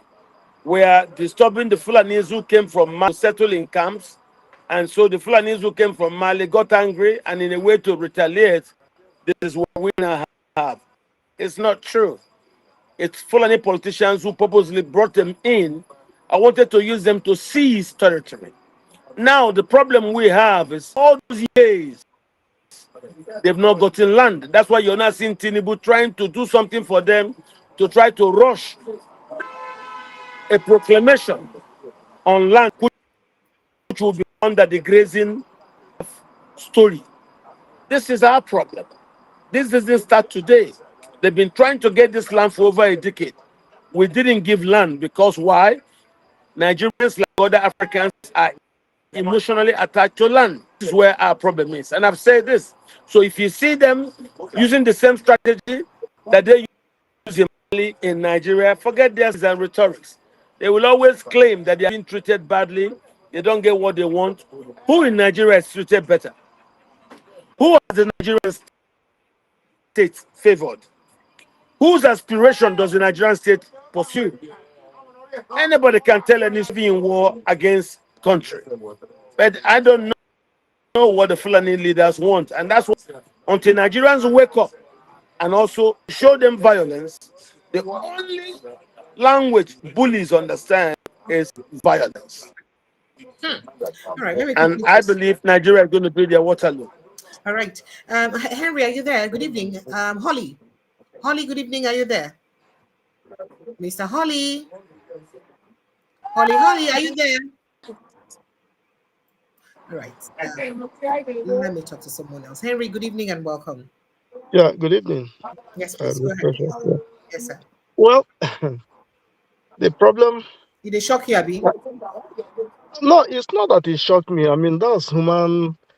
I mean, the problem, I think, what I would say, from all what doctor have said, and the other lady, said, I mean, everything is absolutely correct.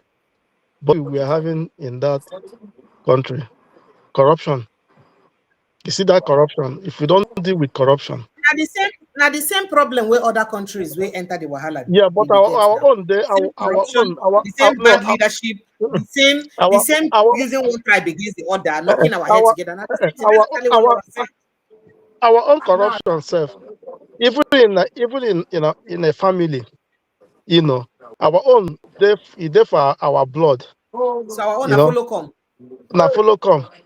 So and this foundation, it has. I mean, it's like it's one of the things that have, like I don't know how to even explain it, because if you look at even the church, I mean the Muslim, they say that I mean they preach that people should be good to one another.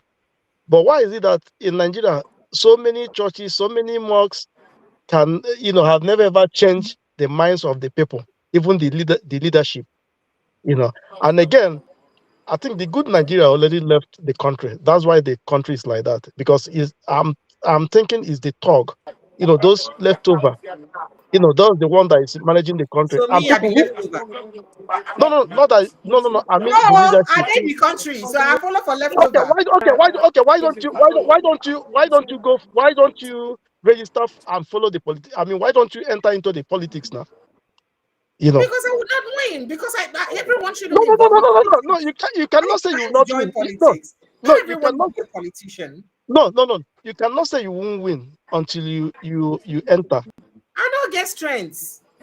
Ah, You know the politics take there for Nigeria. eh? You know, No, you know the dirty game we go play today involved and to play politics enough. I don't have that energy. Okay, so another thing. So the only way to take them out is that everybody must join politics. That's the only way we can, because we can get the back. You come back and join politics. I will encourage No, you. I will join. I will join for sure. I will join. Right, I will join. Yeah. So, well, we'll just pray. Let's something. I don't know what will happen to Nigeria that will make Nigeria to reset. I mean, whatever thing that will change Nigeria, let it happen. That's my own prayer. Thank you. Thank you. Yeah. Thank you so much. Sometimes I bet protect your mental health, my brother. Sometimes hearing all the stories can, greatly impact on our mental health. Holly, are you back? Well, if you're not back, Holly, Dr. Catch, let me have your parting shot because my head don't dey shake. I don't tire. It can be crazy hearing all the story about Nigeria. I'd like to say a big thank you to you. Do you have a parting shot? Do you have something you want to say while we end the conversation? Yes, I will tell Nigerians that whatever reset we'll get could come from the American intervention. Could. It is the best gift we will have. American intervention will force that reset. We're in contact with Americans and they're asking us, what do you want? Was it short term? Was it long term? And that's a good thing. The fact that the church in Benue has made the case. If it were the church in the east, they probably might ignore it. Now they've made the case. You can't accuse them of being in the same room as the east and start bringing issues of civil war. Nobody can call people, the TV, Biafrans. No, you can't. You can't call the Igede. You can't call the Agatu. You can't call the Doma. All the Biafrans. These were in the civil war on the Nigerian side. So why are they being killed? Why are they being genocidally eliminated by the same Nigerians, the connivance of the Nigerian government through the instrumentation of the doctrine of do not engage? You can't say nothing. There's no way to say government is not aware because it was the government that will say before you engage, wait for instruction from Abuja. Soldier being shot at, wait for instruction from Abuja. That's why they did not wait. A lot of the soldiers disappeared, and that's why the army will tell you all the young people we in this you can't see them. Nobody wants to be a sitting dog. All But I right, so want to tell Dr. Catch, somebody Nigerians, dey here. Say he won't tell you one word only. You get one word for you. Good evening and welcome. Please remind us your name and where you're calling from. Yes, my name is Andrew calling from Okay, go ahead. Yes, catch. I agree with what you said, but one thing which we want people like you to help us do, let's go to our governors and rulers in the south. You just said it. What these people require to stop them is violence for violence. Our people are capitulating too fast and too easy. And that is where we have battles. That's where they will get us, east or west or south south. Our people should get ready. This is a real battle. It's not only for our existence. If our governors and leaders, traditional rulers, or whoever should get the people, start mobilizing and getting our people sensitized for the ultimate battle, that is the only thing that can stop these people. Talk cannot help it. Our politicians will disappoint us. Just like you just understood from the history of Mali, it will happen here. It happened in Turkey. And these people are not giving up. Please, get our people in the south to whether east or west to start mobilizing and uniting to get ready for it. Thank you. Thank you, Dr. Catch. Do you have anything to say about what he said? reform his words to me. Reform his words to me. Okay? Okay. So The telephone he wasn't said clear. that he believes, say, our people, especially our leaders for South, not be the problem. Say, knowing the condition and with the way things happen now, say, our people supposed to, begin investing, sensitizing and informing our people. That is, our leaders supposed to invest in sensitizing and informing our people so that they go they properly prepared against the doomsday, so that they go fit they prepared to defend themselves. And the problem is that most of the leaders who we get for South, they be like say they don't even understand. They be like say the thing where they happen a film to them. So they know they pay attention to the thing enough to The leaders are out of fear of the federal government's mindset, not able to do this. So we're going to have to learn through hard way. And we can only learn as me and you are now engage in a narrative business. As we narrate, so will they on for long. And I sustained. I know people used to ask me on television then, why are you doing this? You're putting yourself at risk. I say no. The more I sustain these propagations, It's a matter of time if nobody intelligently reports my position. So That is there my anything we position. can do to stop? So somebody is also asking, is there anything we can do to stop the killings to spread further into Igbo land? Yes, yes, yes, yes, yes, yes. The what we can do is what we have. Okay. The church in Benue went privately to Rome and got to unite and got their ear. The governor in Benue says it's not And you know true. the You're Pope, you know the lying. Pope It's not. you know the Pope is a US citizen. He's Of an course, American. So of course. And then when the Pope they had is and talk, and they listen. But if you go to Benue, the governor says it's not true. They're lying. That's not everything is fine. Look at everybody's having a party. In itself exemplifies as a small metaphor the way we are. What are we going to do when the governors and elected people are afraid of the state? Why are they afraid of? Because the state is guilty. The state had been caught with down. So they don't want it to say the truth so that the world doesn't say, okay, you mean you purposely kept quiet and the genocide was going on. What actually is your own take? The Americans are here, despite the state's denial. The Americans have seen up to 600,000 people in IDP camps where foreigners live in there. Where did the foreigners come from? Central Mali. So this is a problem that we have. It's a problem that we have.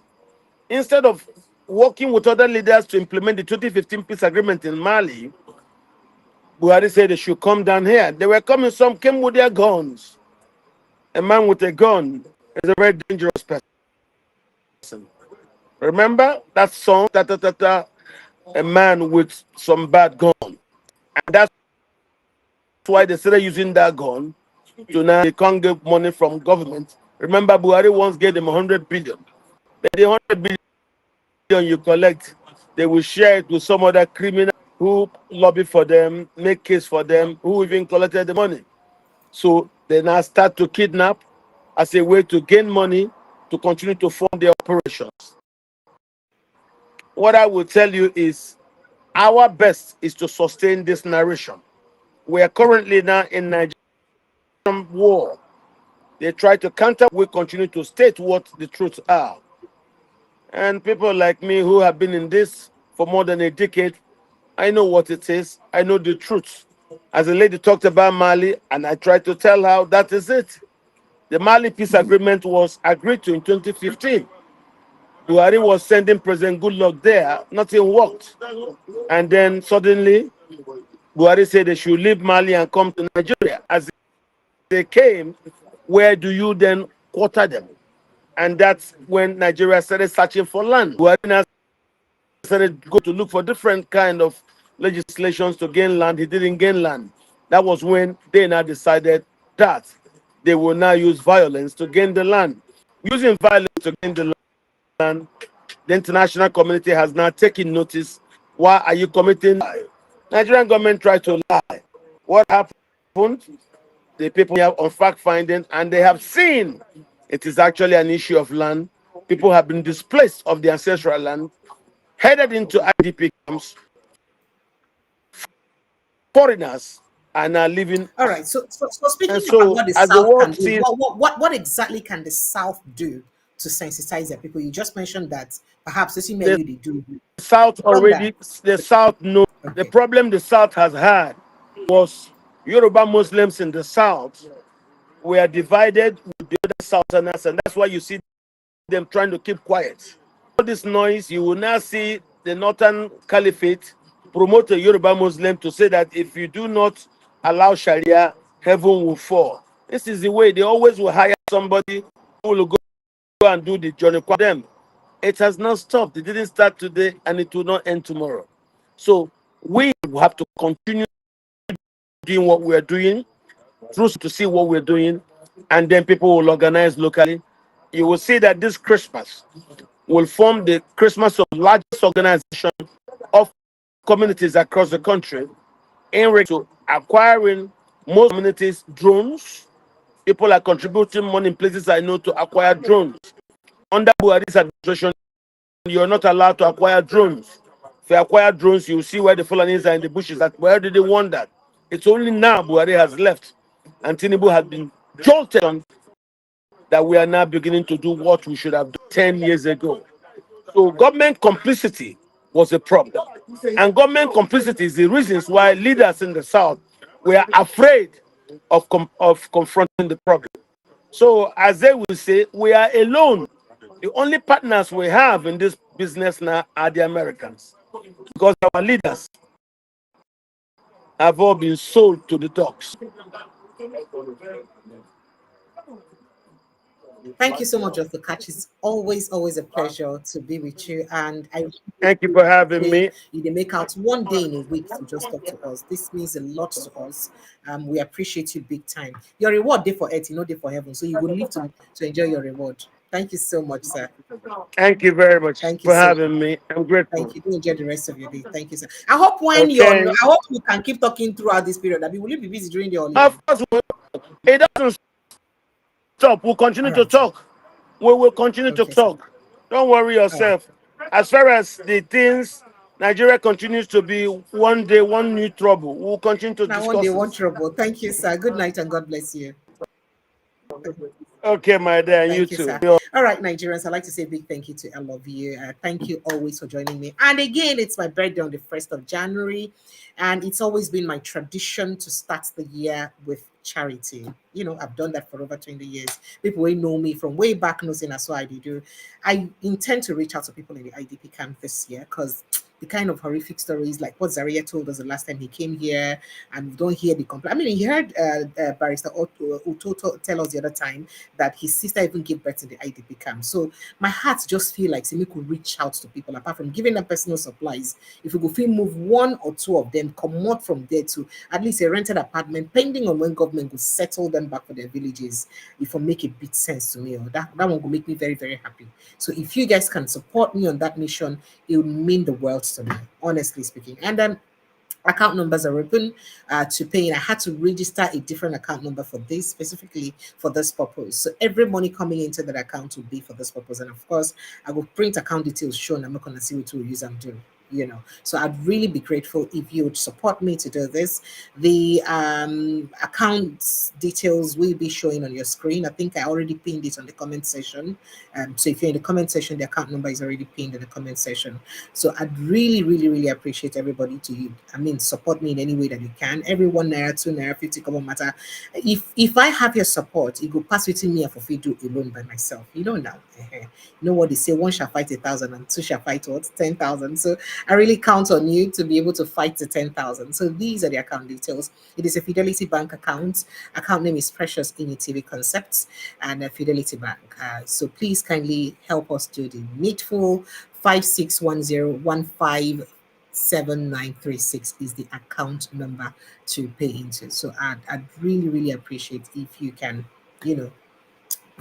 put small token for inside there and help encourage people to live a little bit of a better life. It will mean a lot to me. But at the meantime, I'd like to say a big thank you to all of you for your unalloyed support. You're always there for me and always enjoying what we dish out on this platform. The idea is to continue to educate us. Make we continue to talk so that people go to get sense, there's something we'll call it in PR, but let's forget about that. So let's continue to talk to people. Let's keep learning things really happen around us. Like Laura now, don't dig out, tell us what happened for Mali and how the Mali own just resemble what's in the apple for Nigeria, you see. So let's continue to educate ourselves. We'll continue to speak for the growth and development of our country, because this country better, now all of us are better for. If you're not better, now all of us now you know better for. So I'm not sure any of us would not really want this country to be better.